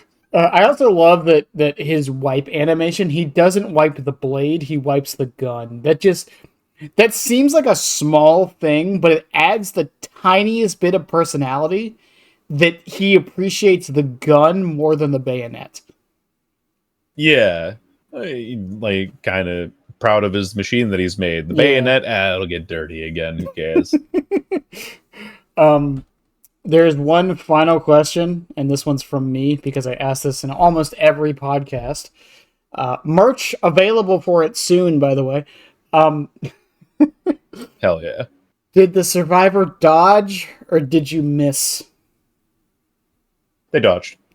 Every time? You never miss? It's always a dodge. Dude, I never miss. I just happen to be against all of the best gamers all the time. And when I hit, it's just because they didn't dodge. But on a serious note, though, like Yeah. I love it. I love this question so much because no one. There's been a couple people who've come like close to like giving me a definitive answer, but the question is realistically, what is the difference between a dodge and a miss? So for Deathslinger, I think that the biggest difference between a dodge and a miss is when I miss, it's probably because I wasn't properly anticipating the geometry of the map to work out the way that it did. It was like, oh, okay, I didn't think they would actually take that corner, or I'm pre-aiming an angle that they're not even going to be at. Sometimes I'm even aiming thinking that they're going to dodge at close range, and then I miss to the left or I hit the ground or something along those lines, because I tend to aim low pretty often. Whereas a dodge is I'm trying to line up a shot at range and I fire, and even though my crosshair was accurate, they have made the active decision to get out of the way. And so if I'm not playing the map correctly, then that feels like a miss to me, and I know when I've missed. But when somebody actively chooses to get out of the way of what I've been aiming at, that's what feels like a dodge. Okay, that's actually a decent answer. So Hell yeah. not as common as you would think. A lot of people don't get this. It's just because the question the question is so many like variables to it, and like with different killers, it's like yeah, the scenario I bring up often is if a survivor is running in a straight line, and that's it. They're not dodging, they're not like moving or anything, and you fire anticipating the dodge. Was that a dodge or a miss? That's a miss. That's a miss. Especially because if a survivor's not looking at me, I should be lining that up on their back, but I lazily assume that they're going to dodge one way or another without taking into consideration the information that's been presented to me. They're not looking at me, they're running in a straight line, aim at their back. That's the simplicity of it. But if I'm like, I'm going to aim out because I think they might dodge, then, and if I miss hitting or miss that shot on someone who's running in a straight line and not looking behind themselves, then that's on me. Like, I should be getting that shot every day. Well, what if they intentionally ran in the straight line so you would think that they were going to dodge, but they don't? I can't see into the inner machinations of their mind. If they're running in a straight line, if they're running in a straight line with the intention of using that as a dodge, then you know what, more power to them. But to me, it looks like I just missed. Okay, fair enough. I think the conclusion that, like, I think me and Code were talking about this. The conclusion really comes down to, I think intention is the big thing, the big factor. Yes. It, like, again, if they're running in a straight line and their intention was that's how they're going to dodge, to me that's a dodge because they were intentionally doing it. But you'll never know that. Perspective matters. Yeah, you'll never know that from the killer side, though. Yeah, unfortunately. And so for me, it just looks like a miss because I'm like, oh, I should have just shot at the guy. Why not? Yeah. In reality, it was just a 50-50 mind game. Yeah. But I think that's it for the questions. But before we end this up, do you have anything you want to add? Not really. I think we've had a pretty wide communication, or like a pretty wide conversation on a lot of different aspects of the killer, and also talked about the way that the YouTube content creation is viewed and all sorts of different interesting topics in between here. So no, I've got nothing else. I think I've said my piece, and I appreciate you having me on. Yeah, of course. And speaking of YouTube, I do have 2 more questions that just got brought up in my mind before we do head out. First one, your username. Yeah. Where does it come from and why, if you feel like answering? Why Sylveon? Why Sylveon? I have to know. Sylveon. So when I first started making content, with my most, I did video essays on another channel called Sojourner Kai, which is my username that you see on Blue Sky and here on Discord. And that was like a bunch of video essays and various reviews and movie topics and things like that. And then I had a second channel that I wanted to make for video game commentary, specifically around Riot's card game Legends of Runeterra. Mm-hmm. and I called it also Sojourner Kai. But then like something came up. I don't know. I just wanted more anonymity, and so I changed the second channel that was called also Sojourner Kai to a shiny Sylveon, because Sylveon's my favorite Pokemon, and I couldn't just say it's a Sylveon. I gotta do something a little bit more special than that. So I just changed it to a shiny Sylveon. I was like, cool, I have my anonymity in here. And then never changed it and just kind of went with it. And now it's my more subscribed channel, and I can't change it back now because we're stuck here. We got a following, so I can't like go back to being also Sojourner Kai because I'm here now. I've changed the Steam Twitch name, I've changed the YouTube name, and it's it's everywhere. I can't escape it at this point. Fair enough. I just thought the fake Banette sounded cool. You know what? That's fair. Yeah, I didn't even really like Banette that much. Now you're stuck here. You're I, stuck in here with me. I don't know what it's one of my favorite Pokemon now. I've learned to love it over the years because of the name. It is a pretty sweet looking Pokemon, not gonna lie. Yeah. Also, I play Chucky, and Banette is like that was the puppet. That was like the one of the best conveniences that ever happened. Yeah. I can see the parallels, like both doll / puppet characters. Yeah. The second one, this is YouTube related, and it has to do with the background footage, actually. Have you found any way to make Orman look good in post footage? No. Okay, this is a question. I ask this all the time, and no one can tell me how. And I'm like, what the fuck? Why does Orman look so bad? Like... So, have you ever seen like a video of confetti and how the bitrate just goes to shit? Yeah. Orman has confetti. It has snow everywhere, and so the bitrate goes to shit whenever you play Orman, and you just have to kind of accept that as fact, unfortunately. Like don't get me wrong, like my footage doesn't ever really look that great anyways, but Orman always looks so fucking bad in post. If you look at the tier list video that I made, the game that I have for Vecna, I played on Ormond, and oh my god, I feel like you can count the pixels on that segment of the video. It's so bad. I'm just glad it's not just me. It's anytime I see someone put Ormond footage up, I'm like, my god. And it's so weird too, because Lake Mine looks fucking gorgeous in post.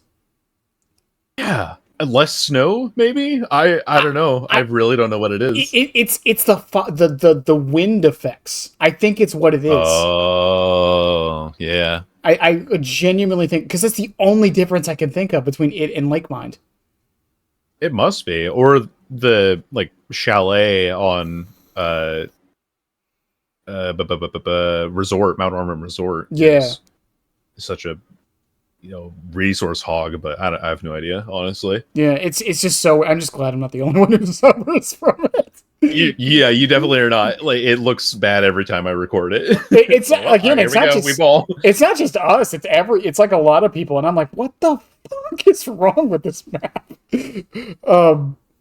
Yeah, it's why I hate playing on it. It doesn't even have anything to do with the map itself. I really don't mind playing on Ormond. I just I know if I get a good match on this and I have to upload it, it's gonna look so bad. I just hate Ormond because it killed my grandma. Like, that's really what it is for me. She was in the elevator on the Lake Mine. It's fine. No, Grandma, I'm coming to save you.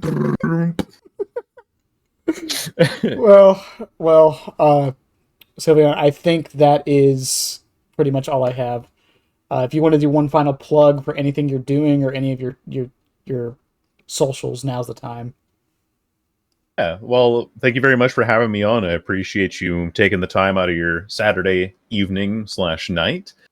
If y'all want to follow me, I'm on Twitch with an X in front of a shiny Sylveon, a shiny Sylveon on YouTube, and then from there I have a Discord and a Blue Sky and a Twitter, all that kind of stuff, but it's under the Sojourner Kai name, so don't be freaked out when you see a totally different person. That's why I couldn't standing find there, it. because yeah, well, it's just because like we're I have like more older connections off of those platforms, and so I feel like I have to retain that for I the sake gotcha. of not just being like, hey, look, I'm an ass, because A Shiny Sylveon ASS. It's a funny coincidence, but Uh, yeah. So that's where you can find me. And again, thank you very much for having me on. yeah, of course. I say this every time to everybody. Time is the most valuable thing we have, and you gave me almost 4 hours of it. So, Hell yeah, I'm having a great time. um, I do actually have one final question before we do head out. Oh, did someone take a shiny Sylveon on Twitch?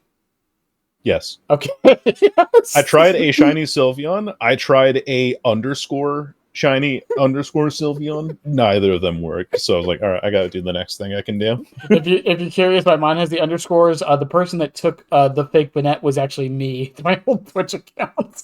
I can't remember the email it's associated with, so I just left it. No. That's so unfortunate, dude. It is what it is. Oh my goodness. But to those listening on the YouTubes, all those links and stuff will be below. I love you guys as always. Have a good one. And yeah. Bye.